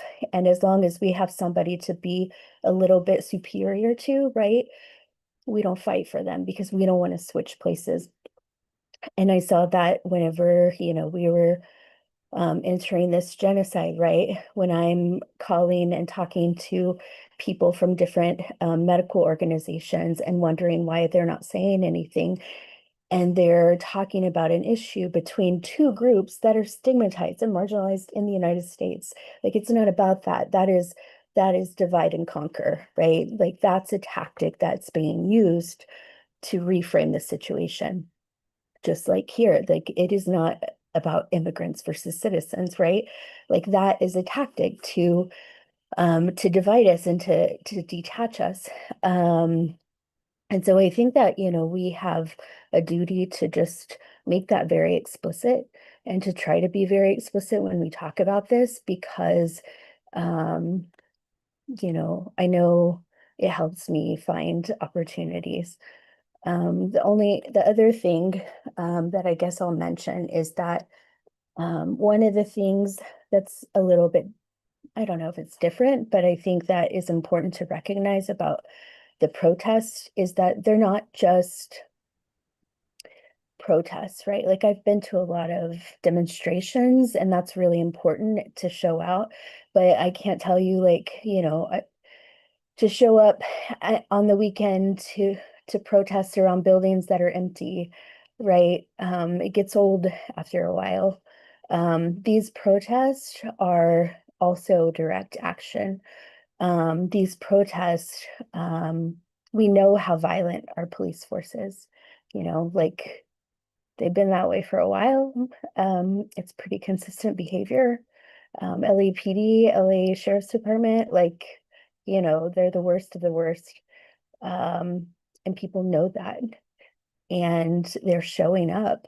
So they're in order to distract them, because if ICE, if LAPD, if all of these police organizations are distracted with us, then they're not dividing families.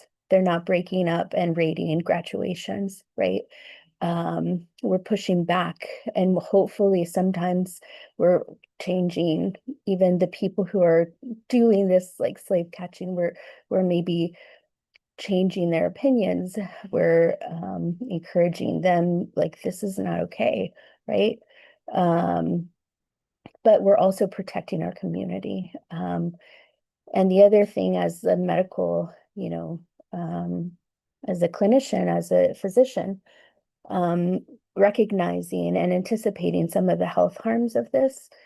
We know that like in the past, when there have been immigrant rates for like with ICE, even people who are documented citizens still have like adverse health outcomes. They still have preterm births. They still have babies with low birth weight. They still have that embedded trauma in their body that impacts their health outcomes.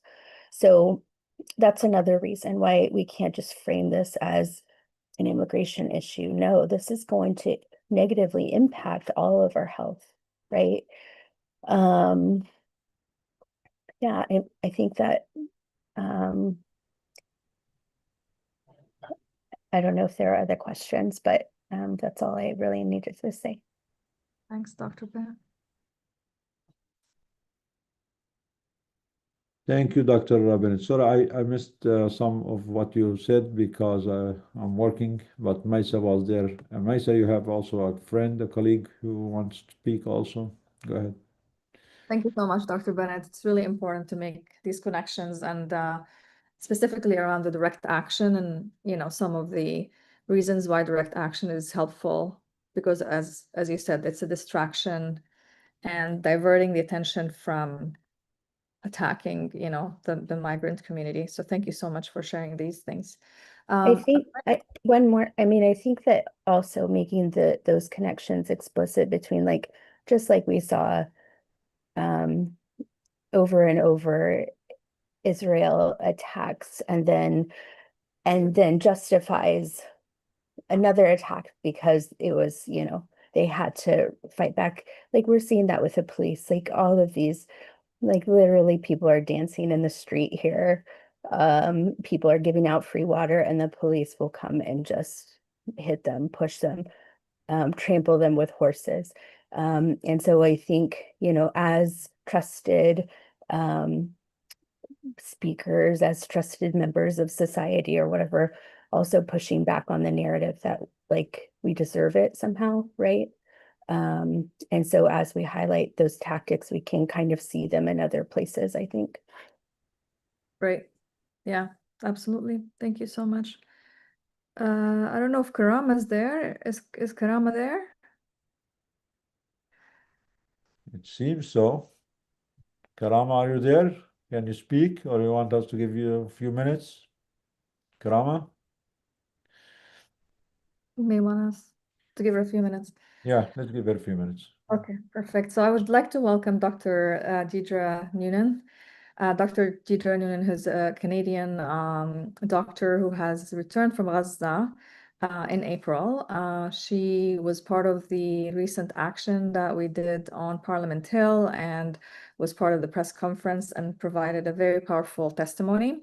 And since then, she has been also conducting a few advocacy efforts on the local side of things. So welcome, Deidre, if you can share a few things with us. And there's been a few questions about what can we do? So maybe you can share your experience with advocacy. That's also helpful. And anything you'd like to share about like a testimony from Gaza, or if you're in touch with anyone in Gaza, what are you hearing from the ground?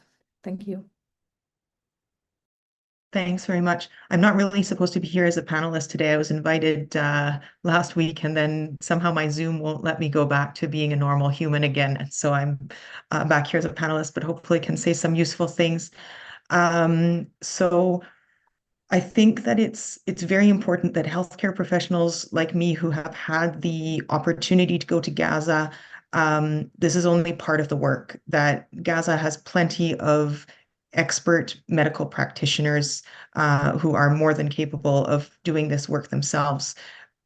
People like me can be a little bit of a link between the Canadian healthcare and wider world and Gaza by providing a conduit for those voices, helping people make those links, helping people see ourselves in Gaza healthcare professionals. And especially now, as we see more and more hospitals and healthcare centers destroyed, forced to evacuate, taken out of service, it seems more and more like the space in which to practice healthcare in Gaza is even more limited than the number of healthcare practitioners that are there. And so once again, adding foreigners into this, not the answer, but for me, the real work starts when I come home and try to do something here. And I share the frustration that I know everybody else has, that we feel very small, we feel very powerless here in many ways. And we are working in a system that we realize has been built in a way that maintains the status quo and it limits the power of the individual. So in the last weeks and months, I've had a chance to work with some people much more experienced than me and to get some coaching from people who know the system better than I do. So if I can share a little bit of that. Now, I am Canadian. I'm living and working in Canada here. So you have to take this with a little bit of a grain of salt in the US, but I think there are a lot of parallels. So one thing is that when attempting to meet with your elected representatives, I have found that it's very helpful to have a diverse group of people going in because of the weaponization of the terminology of anti-Semitism. We have a lot of politicians who feel very backed into a corner, and it can be very helpful for them when their constituents who are coming to meet with them, if there are people from the Jewish community who can join and provide that lived experience of being a anti-Zionist or anti-genocide Jewish person, who can open some of that space. That has been very, very helpful, and it's been very productive to have these teams in some of the smaller scale meetings that I've done. It also is very important to go in with a specific set of requests and demands that I thought initially that it was enough to go in and say, stop the genocide, stop Canadian complicity. But politicians need much smaller steps, much more tangible requests about votes that they could cast, letters that they could write, additional follow-up meetings with other groups and individuals that they could support, petitions that they could platform. So it's all much smaller and slower than I had ever imagined it would be in terms of political advocacy and lobbying in action. But this is the system that we've got, and for now we've got to work within it. And then outside of the political system, within our own professional organizations and workplaces, I have some colleagues working on local tangible things in their own healthcare regions. So that includes going to the organizations that are supposed to support and protect doctors and talking to them and getting written guarantees to say, we will support doctors who are doxxed, who are accused of hate speech, who are victims actually of anti-Palestinian racism, whether they're Palestinians or whether they're standing in support of Palestinians in Palestine. Also I heard this comment about not having a retirement plan that one can invest in. So looking at making an investment guide for physicians for how to look at their own finances and divest from within their banks, because again, this is something that we and our financial advisors often are very new to. And so having a concrete set of guidelines to distribute to other physicians who want to do these things. And then working within our existing organizations, because when civil society takes a stand, it makes it slightly easier for government to make a stand. And so it is meaningful. These medical organizations, the few that have stood up and put out a statement about being against genocide, being against attacks on healthcare workers, being against attacks on healthcare institutions, all of those little steps that seem and look very symbolic alone do have some degree of political meaning in that it makes it acceptable for politicians to go in that direction as well.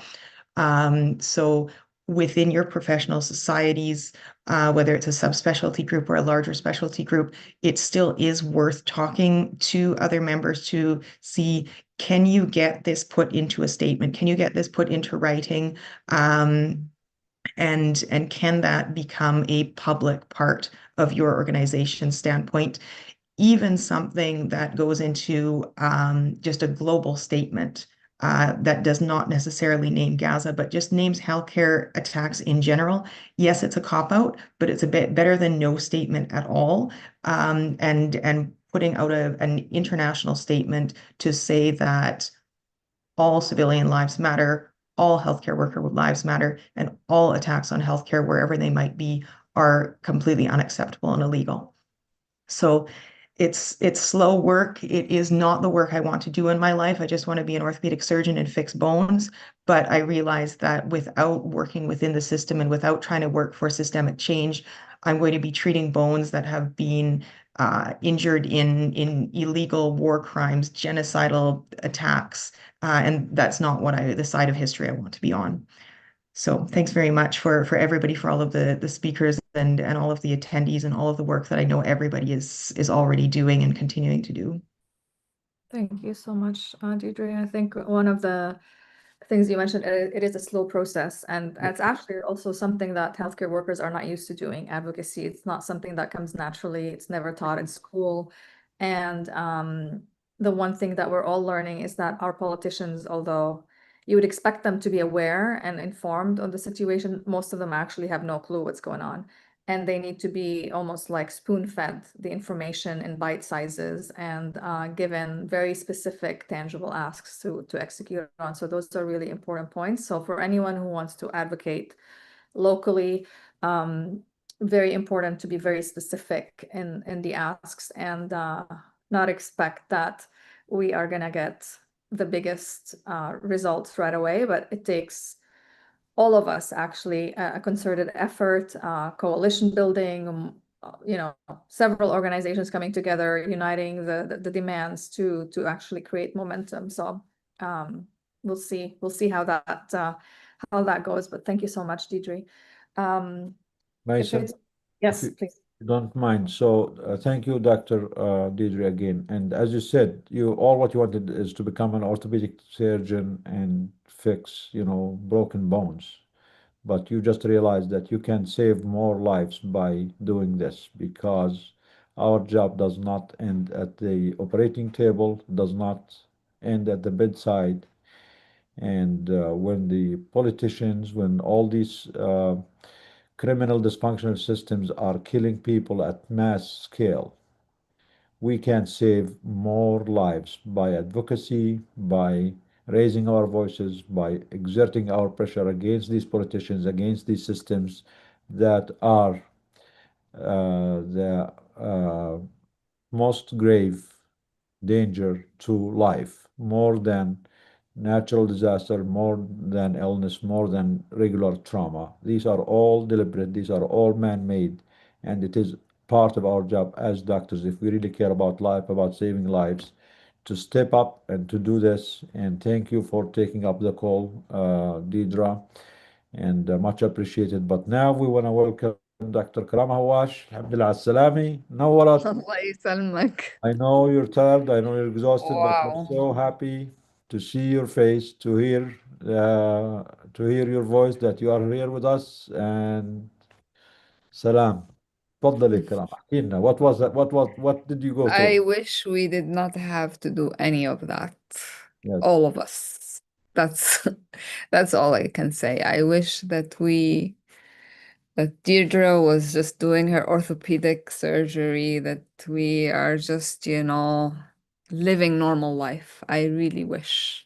But unfortunately, it's almost impossible. I had to leave Nablus this morning because they closed all the borders, and today my daughter is with me. She just turned 15 today, and she got really scared hearing the rockets and being in the middle of everything. And this morning when we were crossing the checkpoint to go to the bridge, there was live bullets fired at people who are waiting in the checkpoints, and tear gas for nothing, just people from Nablus trying to cross a checkpoint.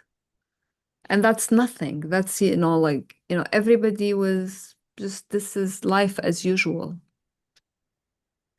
But explain this to just to go from one town to another. Just to go They're not asking for anything, from just go one street to from another. Nablus. People think it's just normal. You have to wait, and the Israeli teenage soldiers you never know what mood they're in. They might just shoot life at you. And for a 15-year-old American kid raised in Boston, that was quite shocking for her. It was almost like, I'm exposing her to something unreal. So I had to take her out. And the rockets also, every night people are looking from the windows. Of course, there are no shelters, and the bombs are falling at people's houses. And my daughter is telling me, I really don't understand why this is happening. Normal people are losing their homes. And she's showing me photos of people in Iran and people in Israel. And she's like, why are they doing this? This is a kid. Like, why are they doing this and exposing normal people to these atrocities? It's inexplicable. I mean, I know that we are doing the advocacy and we're trying to do everything, but when you are there, it's just becomes so remote, and all you can deal with is the day-to-day, I don't know, violence, the day-to-day atrocities, the day-to-day. You just want one day, 1 minute to another to keep going, and it's very difficult. And this is not Gaza. This is just, the West Bank. But every single city is besieged. Khalil completely besieged. Bethlehem completely besieged. Nablus completely besieged. The interesting thing that every village now has a metal gate, and one soldier can lock the metal gate and throw the keys, and that will be it. No cars can get in, no food can get in. Most Palestinian cities right now, almost all of them, are out of fuel. Within 2 days, the cars will be dropped on the street with no gas in them. Nablus is like a parking lot. So many cars that have no gasoline. They're just parked on the sides of the streets. And food will probably last for another few days unless the checkpoints are open. So it's a very, very, very, it's incredible. And this is the most beautiful place on the planet, honestly. You know, I do not want to leave. I want to send my daughter back to Boston and come back. And, you know, as you guys know, that I have family illness that I'm dealing with my own family there. So it's very hard to leave. But it's just, it's a lot. So thank you for everything you're doing. But I really think we should have a DAG field trip to together. Everyone should see this and everyone should experience this, because unless you live the life of the people that you are speaking about, not just listening to them, you actually live the day-to-day life, it's very difficult to imagine it. And, you know, we know that because we grew up there. Brennan knows that, Deirdre knows that, because, you know, a lot of us know that because they've been there. But unless you're there, it's still very abstract. So hopefully Iran does not, you know, the people in Iran will be safe soon. Roxana, I feel for you. I know that you have family there and you have friends there. A lot of our colleagues are from Iran. No one should live like this, including the Israelis. You know, I just cannot believe it that, you know, there are civilians who are looking at the ruins of their houses. It's just too much. This is not how humanity should be. I think you hit it on the nail, Karama. Yes, none of this should be happening. None of And this don't should be believe happening. when they say we cannot negotiate things or we cannot make peace. None of this is inevitable. And don't believe them when they say Iran is too extreme, Hamas too extreme, they survive and they want, to get rid. These are all lies to justify their own crimes. Everything that has been happening in the last century, everything that's been happening the last 2 years with this genocide, and everything that's happening now, everything with Iran, all these things can be solved peacefully. And the most extreme person in Iran or Hamas or anywhere else is more reasonable than the most modest Israeli leader. Do not believe them. These are conflicts, these are tragedies that can be solved. We can all have peace. There is enough in the world for everyone. We shouldn't be just killing each other, fighting each other all the time, just to benefit the supremacists, the elites, those who are exploiting us, and to keep funding their war machine. We can all get along, and there is enough space, there is enough food, there is enough resources for everyone. And thank you, Karama, for joining us. Thank you, Alhamdulillah, Salami. And I know I want to go back. yeah, I know you want to go back because your father is sick, and thank you for being able to get Callista out for a teenage American who has never been there to go through this experience with the bombs. It's just I cannot imagine. And honestly, guys, it's not about being tough or not. Any one of us, even those who are there, even the children in Gaza, they have been going these bombings for 2 years, and it never becomes normal. Every bomb, you're still a chance you will be next that you'll be killed. So don't believe that, oh, these children are tough, these children are resilient. No, no child, no human being, no doctor, no one should go through this just to serve the politicians and special interests, stuff like that. It's never normal. It's not about being tough or being tough. It's about, do we really have to? We don't have to. And Karama, as Karama said, there is enough for all of us. Unfortunately, what we have now is all the humanity are living off half of the world resources, and the 1% or the 0.1% have the other half, and they don't feel this is enough, and they want to keep taking more and more of it just to feed their greed. And thank you for bringing the issue of Iran, because now it's extending, and it's a very dangerous situation to the whole region or to the whole world. It might escalate into a nuclear war. The people of Iran did not attack anyone; they were attacked. Thank you, Roxana, for being with us, and we feel deeply with you. We know you had a birthday also 2, 3 days ago, and you could not enjoy it because your country and your people, your family, your friends were attacked. And we know Calista has a birthday today. She could not enjoy because of the bombing. And I know none of us is in the mood to have birthday celebrations, but for Calista and for Roxana, and despite all the criminals, let's have a very quick happy birthday to Calista and to Roxana, please. If everyone open their mic and just say happy birthday, Calista, happy birthday, Roxana. She's Happy listening, Calista. Calista. She's right Happy next to me. birthday, Can we have Roxana. Calista? Is she there, Karam? Happy birthday. Please, Calista, can we She's see right next Calista? to me. I What? don't think she's gonna come. Okay, happy. Yeah, Can let's you do it say? all together, guys. Here she is. There. Thank you Hello, Calista. Happy birthday. Happy Thank you. birthday. Happy birthday. Me too. Calista, I've been asking you to do Children Against Genocide for a long time. You always hide and you always, find an excuse not to be here. Can you say 2 minutes or 1 minute about how was your experience in Nablus, the bombs and everything? Does any child in the world need to go through this? Please.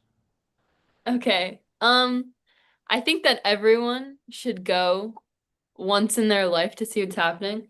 And I think that a lot of people, we talk about what's happening in Gaza, but we don't really talk about the checkpoints and how Israel is kind of it ruins the economy. It ruins a lot of just daily life for Palestinian civilians. And I think that even outside of Gaza, there's more infrastructural issues that Israel is causing that is causing the Palestinian people a lot of stress and worries, and it's not normal and it shouldn't be normalized. So yeah. Thank you. How scary was the bombing, Calista? Well, you're not off the hook yet. How scary was the bombing? Just being there, no shelter, nowhere to go, and hearing these big, loud explosions around you. It was pretty scary because you often hear about it on the news, but being there is kind of a different experience. Yeah, and it's a lot of people's daily life. So that kind of made me feel grateful for what I have back home and made me feel kind of guilty Wow. for what I don't have to experience. Alhamdulillah, salama, Calista. Happy birthday, Calista. One more Thank time, you. guys. Happy birthday. Birthday.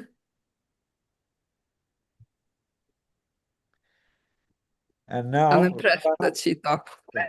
yes, I know we had to force her, but it was a good effort. Roxana, are you there, Roxana? Roxana? Yeah, maybe we'll give her a few minutes. Hopefully she will join us in a minute, but we really want to hear from Roxana about how she feels. Her people are being bombed now also in Iran. Okay. Nidal, تفضل يا يوسف.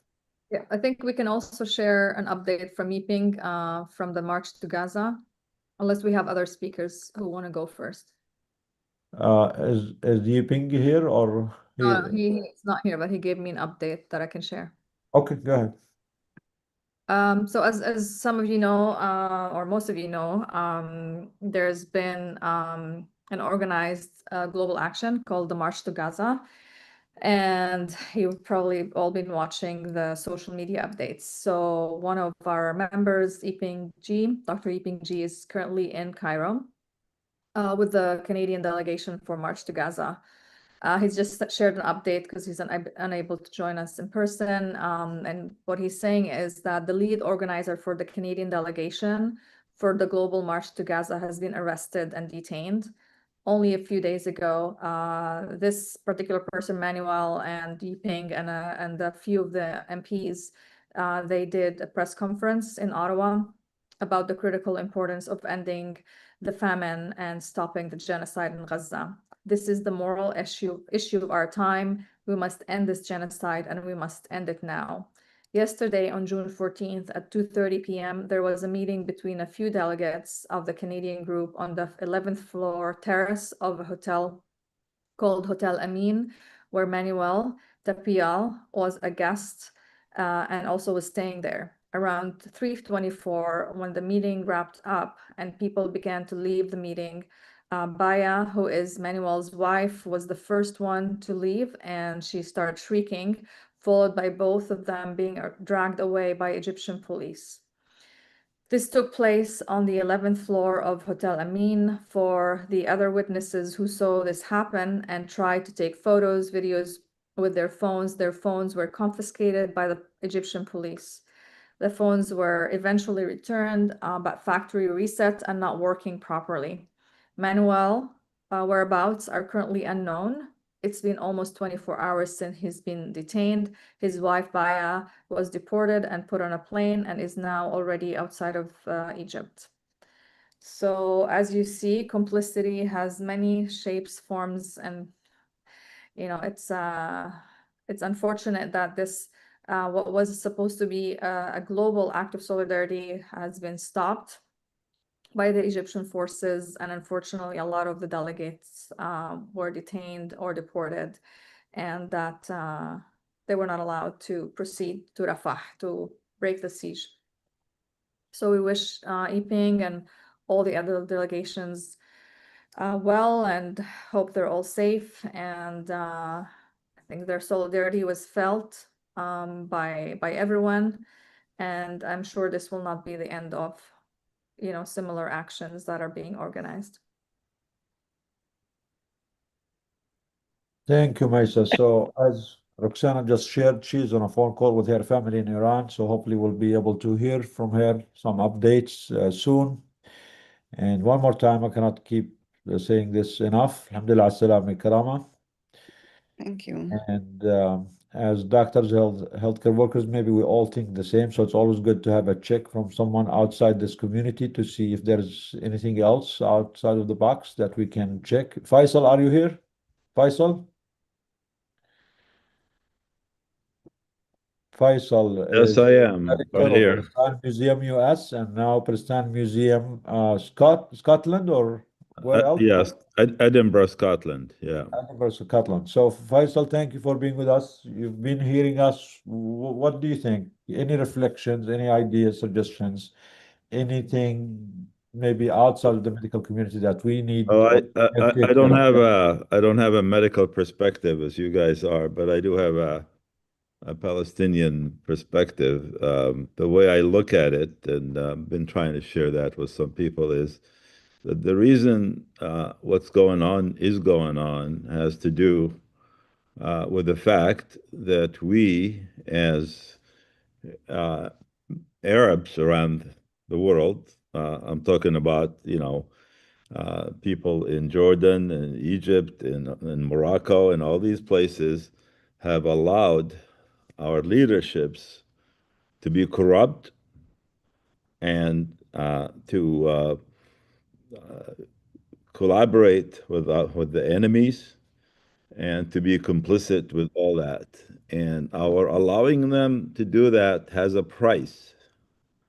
The fact that there is a king in Jordan and people are letting him be a king there, there's a price for that.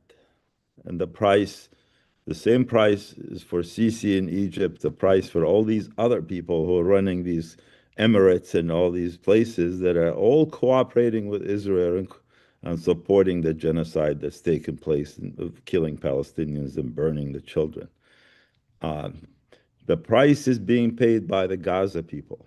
They are the ones that are paying the price for all of us to sitting around while we let those people take over those countries and run them. The people in those countries should rise and get rid of the corrupt leadership, because now it's Gaza paying the price. Tomorrow it's going to be somebody else.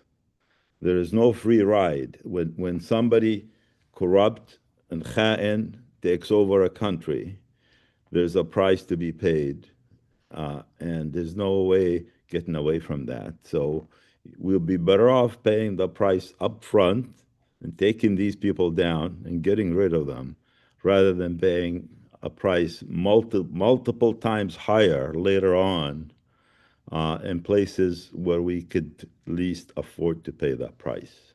And in our case right now, it's Gaza. Now, had we had honest governments and leaderships in these countries, Israel wouldn't have been able to cross the border into Gaza. If Egypt was a free country, there's no way Israel could have crossed Gaza. Just like what Iran is doing now, Egypt could have been doing the same thing and even more. But unfortunately, these countries are ruled by corrupt leaderships that are looking for themselves and not for the good of the people and the good of the nations that they represent. And because of that, and because the cowardice that they have, they're collaborating with Israel and allowing Israel to get away with murder in broad daylight. And I think that's the thing that irks me the most. I think we need to clean our house first before we ask other people to clean their houses. And our house starts in the West Bank, cleaning the people in charge in the West Bank, like the Abu Mazen and his filthy clique of people who run that place, who are nothing more than an extension for the Israeli government, the Israeli forces. So my talk is not pleasant, and nobody wants to hear it, but it needs to be heard because that is what's causing our problem today. Anyway, Yeah, but I mean, you raised a very strong point. And remember, when we were picking these regimes and these puppets, actually, should call them, please help us. We just want you to let food in to feed the children. We don't want you to start wars. We don't want armies. And they always have the excuse, oh, we're weak. We don't have strength. We don't have the power. We cannot fight Israel. And no one asked them to make it to start anymore. All what we wanted is just to use their diplomatic and their real pressure, yeah, allow food in. But all of a sudden now, they have weapons, they have aircrafts, they have the skills, they can shoot down rockets, they can shoot down drones. And where were these airplanes all along, Jordan? For 2 years. yeah, like The children being murdered and starved in front of us.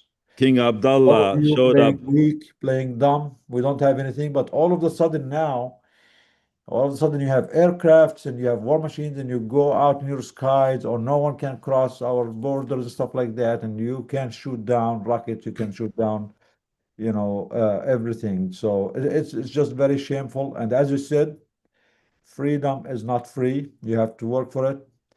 And because it was allowed, because it was enabled by the people to have these puppets for so long, and the all excuse, the all justification for all these puppets is we don't want war because we want to build the economy, we want to build, better countries and stuff like that. And unfortunately, all these countries are living off aid. The people in Egypt or Jordan barely barely able to find anything to eat. Sometimes you feel like their situation is almost as bad as Gaza.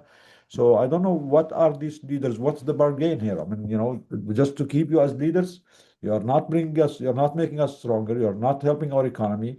What is the benefit of all this, the talk about peace and prosperity and all these things? And you are humiliating your countries, your people, at the same time with the excuse of no wars. You're not bringing any prosperity. You're not bringing any better economy. So yeah, thank you for your perspective, Faisal. It's we needed to hear that. Yeah, I want to show you something just quickly.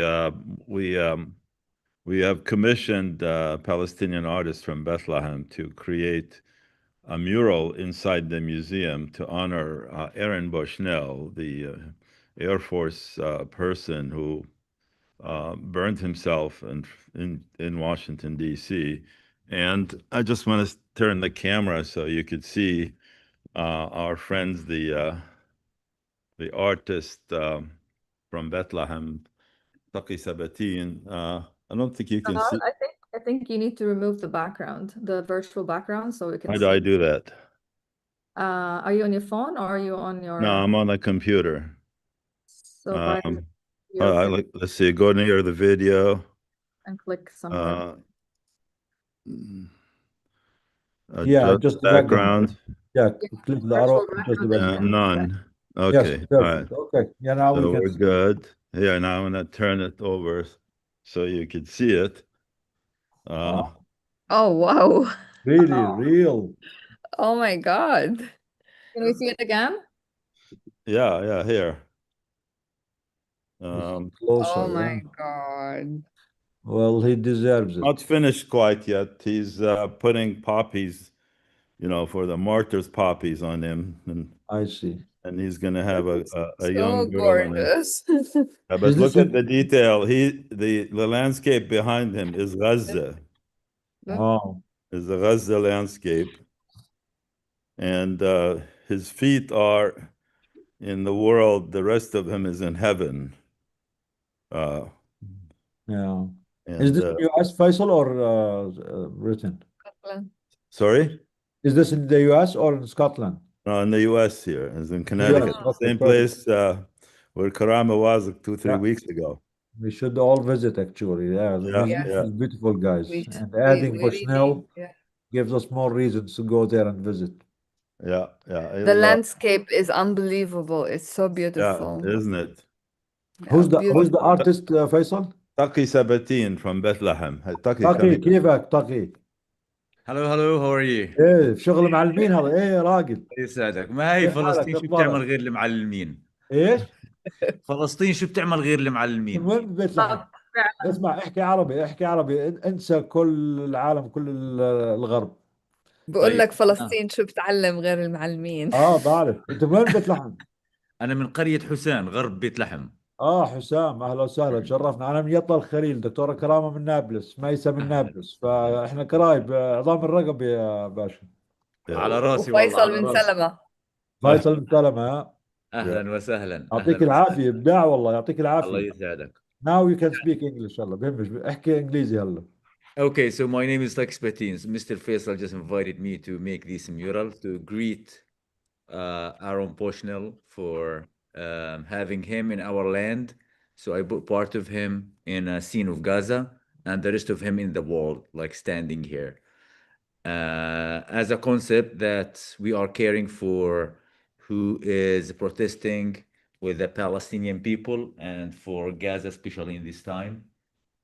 We're doing our best for greeting these kind of people. Amazing. The landscape, you feel like you're in Palestine. Yeah. هاي الأرض وين؟ هاي في حسام ولا في الخليل ولا في نابلس؟ No, it's East Gaza. East Gaza. Okay. Yeah. How many meters are this? I think it is 5 meters. No, more. More, 6 meters. 2, 3. That's about 7 meters wide. Yeah, this is very day, 2 meters high. Day 2. It's today. So We started on it yesterday. Around. You finished all this in one day? Yeah. Yeah. No way. He's a machine. All this in one day? Yeah. Wow. Palestinian, I have to do that. I have to be something unique, right? Yeah, and he makes AI look like nothing. Yeah. He's much faster than AI.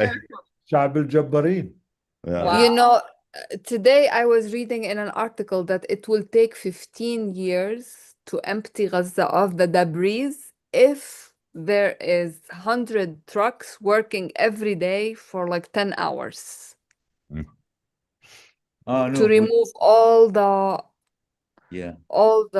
bombs, all the demolitions, the sites of. This is Gaza, but now it's not like that. It's torched land. I think they will surprise us and to give them 3 months. Yeah, 3, 4. Actually, 4 years at least. This is a tactic used by the US now to justify the forced expulsion of the people of Gaza, forced displacement, And the UN is helping them with this, giving all these bureaucratic assessments of how long it takes. Of You course, think so? It's yes, كذاب? based on the usual bureaucratic process of the UN. But the people of Gaza already talked about this. This has been known for a few months. And the people of Gaza said, just stop your bombs, take your knee off our neck, and we will rebuild it in a few months or a couple of years. They don't need 15 years. That is a lie Yes. being propagated by Trump and his co-criminals and Israelis who want to empty Gaza of its, real owners and natives. So all what we need to do is stop killing them, stop the bombs, open the borders, and the people of conscience in the world, along with the people of Gaza, we will rebuild it in a year or 2 or 3. We don't need 15 years. I And think what's your name again? One more time, please, Ismak? تقي الدين Taqi Taqiyuddin is very close. It's from Bethlehem, very close to Gaza. So imagine Tell if him, you tell are. him your full name. Let's hear his full name. My full name Yeah. Yes. تقي الدين محمد ذيب عبد الله أحمد عليان سباتين. Sabatin. أهلا وسهلا. Yeah, الاسم العاشر هذا. So Taqiyuddin is not even from Gaza, and he was able to do this in 24 hours. Imagine how much the people of Gaza can do. They can rebuild Gaza in Yeah. 1 year. Yeah. Take, get off their faces. When things are necessary, they will do their best. They will Hey, surprise the world. I'm going to photograph this when it's finished, Mhm. and we can make a print the same size as and you can hang it in your headquarters if you want. Yes, please. Inshallah, our headquarters is gonna be in Jabalia. Just right, غصب عنهم. Okay. Shukran. Thank you, guys. All right, Let's thanks. go to our friends here. Thank you, Faisal. Thank you, Taqiyuddin. Thank you. Let's have some reflections from our friends here. I think I'm not sure if we're gonna be able to hear from Oksana or not. She apologized, Roxana. She sent that she. Yeah, I know she's heartbroken with her family now, trying to check on them. Guys, Maisa, there was talk about some actions or things, calls for action that we need to do, suggestions for everyone. Yes, there was a lot of questions in the chat on what kind of actions they can take. And obviously we have, like if you're in the US, we have the Day on the Hill that's coming up on June 25th.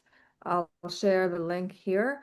But for everybody who wants to take action, there's several ways that we can all take action. Mainly like contacting your elected officials, whether you're Canadian, you can talk to your local MP. Also, phone calls are very, very effective. Meetings, phone calls, sending personalized letters. What I will do to make it easier for everyone is actually create a link on our website that provides some tips. So like what kind of information you can share, specific asks you can ask, how you can find the information about your elected official. But this is not just a once and done, sadly. This is something that's going to require concerted effort. You know, if you call once, it's not enough. You're going to almost want to call every day or several times a day, and you're going to have other people do the same until our messages are heard. Because politicians are really good at not listening, and they're not going to listen until they hear it several times from different people. But definitely join the Day on the Hill on June 25th and follow DAG. The other thing you can do is if you're not a member of Doctors Against Genocide, please join us as well. I will share that link on the website chat. And if you represent an organization you want to join as a member of a coalition of healthcare organizations united, then please join us as well as part of that coalition forming that we're building. So I'll share all these links in the chat. Thank you, Maisa. And we have our colleagues here, Dr. Ashraf, we have Martha, we have Eileen, we have Dania, we have also Dr. Shitab. We want to hear from you guys, reflections on the day, any ideas, any suggestions, what do you think, where to go next, any reflections on what you heard today. Let's start with Dr. Ashraf. Dr. Ashraf, are you there? He's not there, so we go to Martha. I think Martha's Martha not has there. to go to.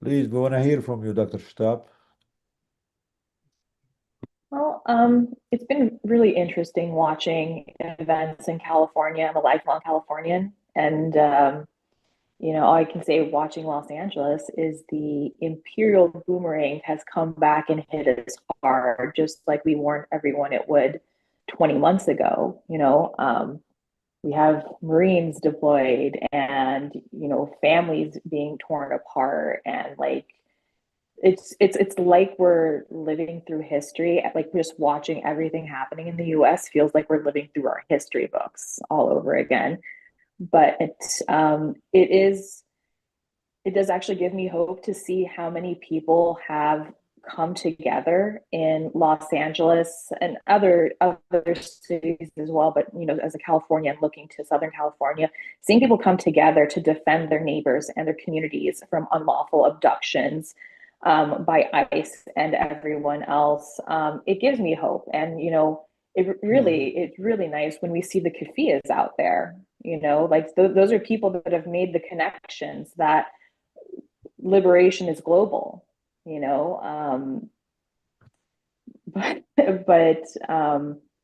I don't know. The entire webinar, I've been thinking about the faces that are missing from the webinar. Dr. Alfara usually joins us. And all you can do is pray that he's okay, because Nasser Hospital's in a red zone now. And it's just kind of weird. It's Father's Day in the US. Thank you. And everyone has a different Father's Day. Hello, Mariam, thank you for mentioning this. Actually, Izzuddin, the student, Dr. Farra, could not make it today for some urgent situation at the hospital. And yes, please, everyone, pray for them, pray for the safety. They are, regular guests on our webinar, and they could not make it today due to some urgent situation happening there. And we hope that the hospital has not been attacked more than it has been already. So thank you for reminding us of them, Mariam. Go ahead. Yeah. And I was just thinking, it's Father's Day, and I get to be here with my dad, and you can't help but think of the parents in Gaza, the fathers that you see trying to dig their kids out from under the rubble. Sorry, it's easier to not cry if I'm not on video, but it brings to mind all the fathers in Palestine and in Gaza and what they're enduring and what their kids endure without them. And it's just, a little more emotional on a day where you get to celebrate being with your dad, if you have the privilege of that. Yes, happy Father's Day to all the fathers in the world, except those who are committing crimes or complicit in crimes or aiding and abetting crimes. And especially happy Father's Day to all the fathers in Gaza who are doing everything they can to feed and to fend for their children, for their families. Happy Father's Day to all the fathers that leave their kids now to go to that GHF, so-called humanitarian complex, to get food for their children, many of them not knowing that they're going to come back. On average, since the criminal United States project of Gaza Humanitarian Foundation has been set up, 30 fathers and children have been killed every day. Their only crime is going there to get some food for their families and come back. Many of them, as Hamza and Dr. Abdurrahman mentioned, they tell everyone around them, my children are starving, and I know it's too risky to go and get some food. I'm not sure if I'm gonna be able to come back or not. But if I did not come back, please make sure you take care of my children. So happy Father's Day to all those fathers in Gaza who endured all of this and continue to endure for no crime they committed, no crime their children committed, no crime their people committed, other than being a subject for a colonial intervention, expansion by the Judeo-Christian axis of colonialism and evil. So happy Father's Day to all fathers of good conscience who are speaking up or trying to do everything they can to create a better world, a better humanity where everyone is safe, everyone has enough. Happy Father's Day to all the migrants, immigrants, refugees who came just to have a better life for their children and who've been working pennies an hour for decades and paying taxes in this country just to give their children here in the United States an opportunity to go to school, to get education. Happy Father's Day to you. Um, we have Dania. Are you there, Dania? I know we've been here for a long time. Dania, go ahead, Yeah, Dania. I'm here. I'm here. I just have to get back to work. Yeah, no, I just want to echo what Dr. Shatab said about honoring the men in Palestine and in Gaza who unfortunately there's this heavy rhetoric push. There's this heavy push about the women and children that get killed because the men in Gaza just are assumed to be terrorists and are not worthy of life and living and yeah, just would like to think about them and just especially lately with the GHF and how they do say their goodbyes to their family. I actually have a contact on the ground where the dad left 2 days ago and has not returned. Like you said, they, you know, despite all the dangers that come with going to the distribution sites, they understand that they almost have no choice. So yeah, just would like to honor all the dads, all the men in Gaza and yeah, and everywhere that are you know of good conscience and yeah, that's it for me. Thank you. Thank you, Daniel. Thank you for being with us. Thank you for being there all the time, trying to do all what you can. And I know you're busy, like all of us, going to work. Diane, Yeah, welcome. I know you have a question, but welcome to share whatever question or reflection you okay. may have. Thank you. I don't know how to turn on my camera, but that's okay. You don't have to see me.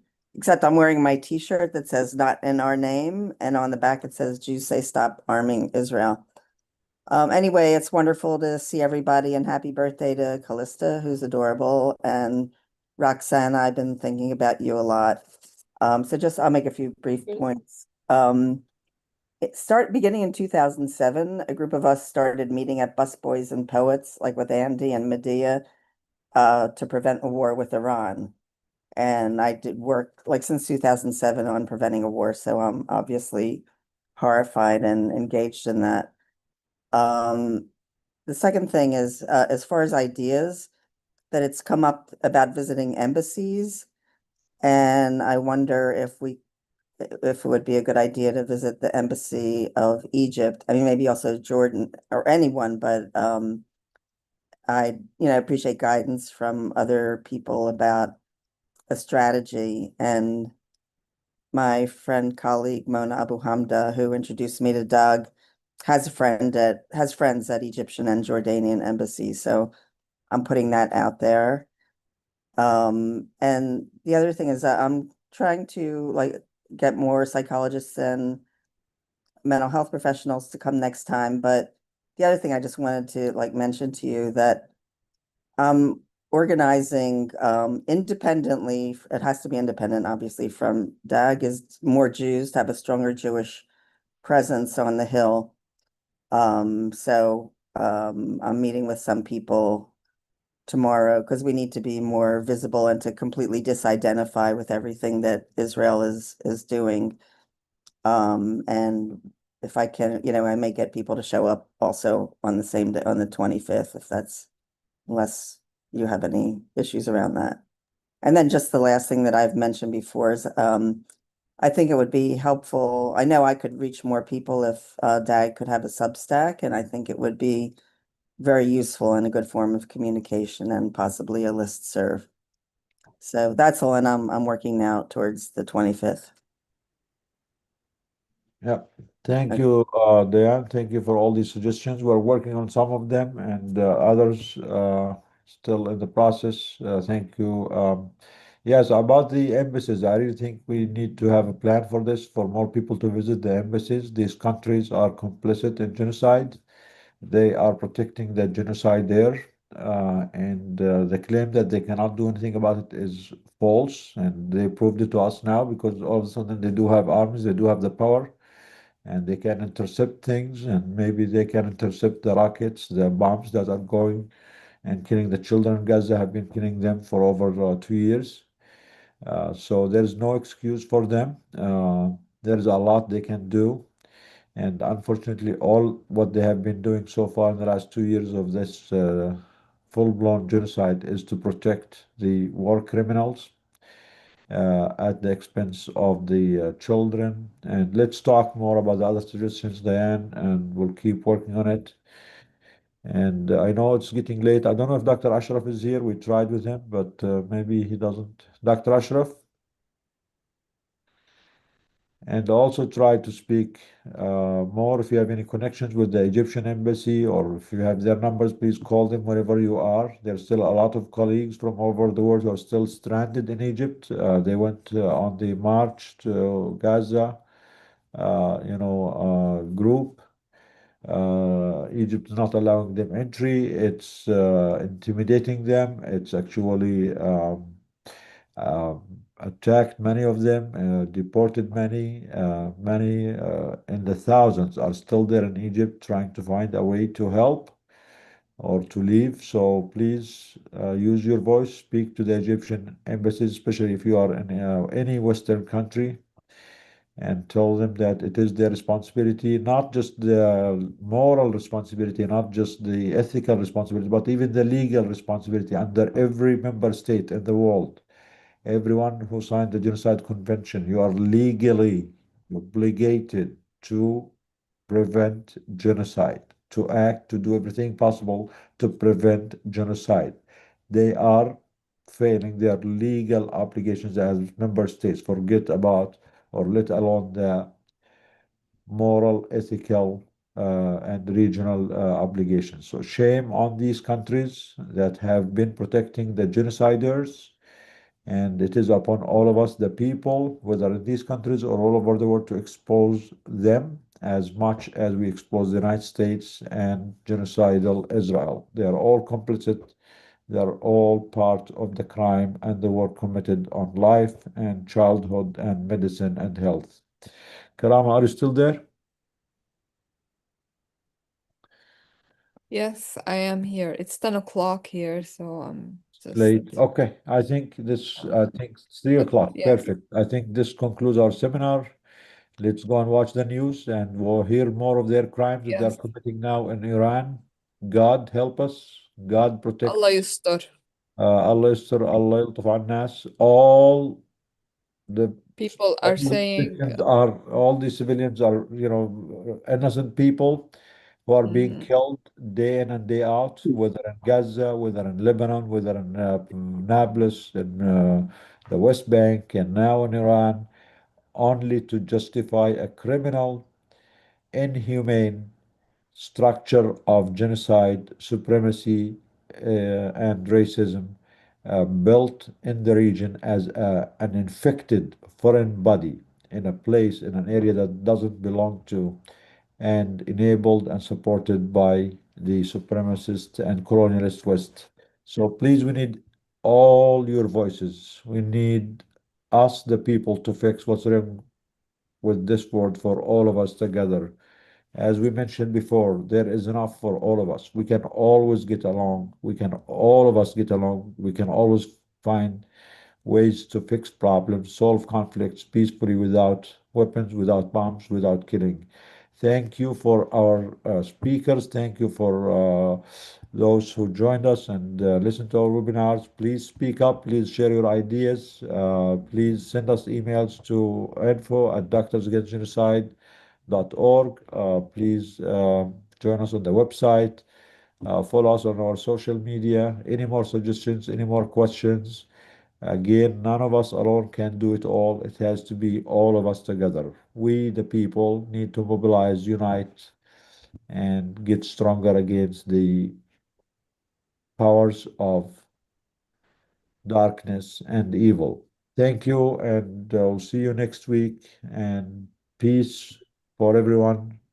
Free the world, free Palestine, free Gaza. Thank you. Thank you.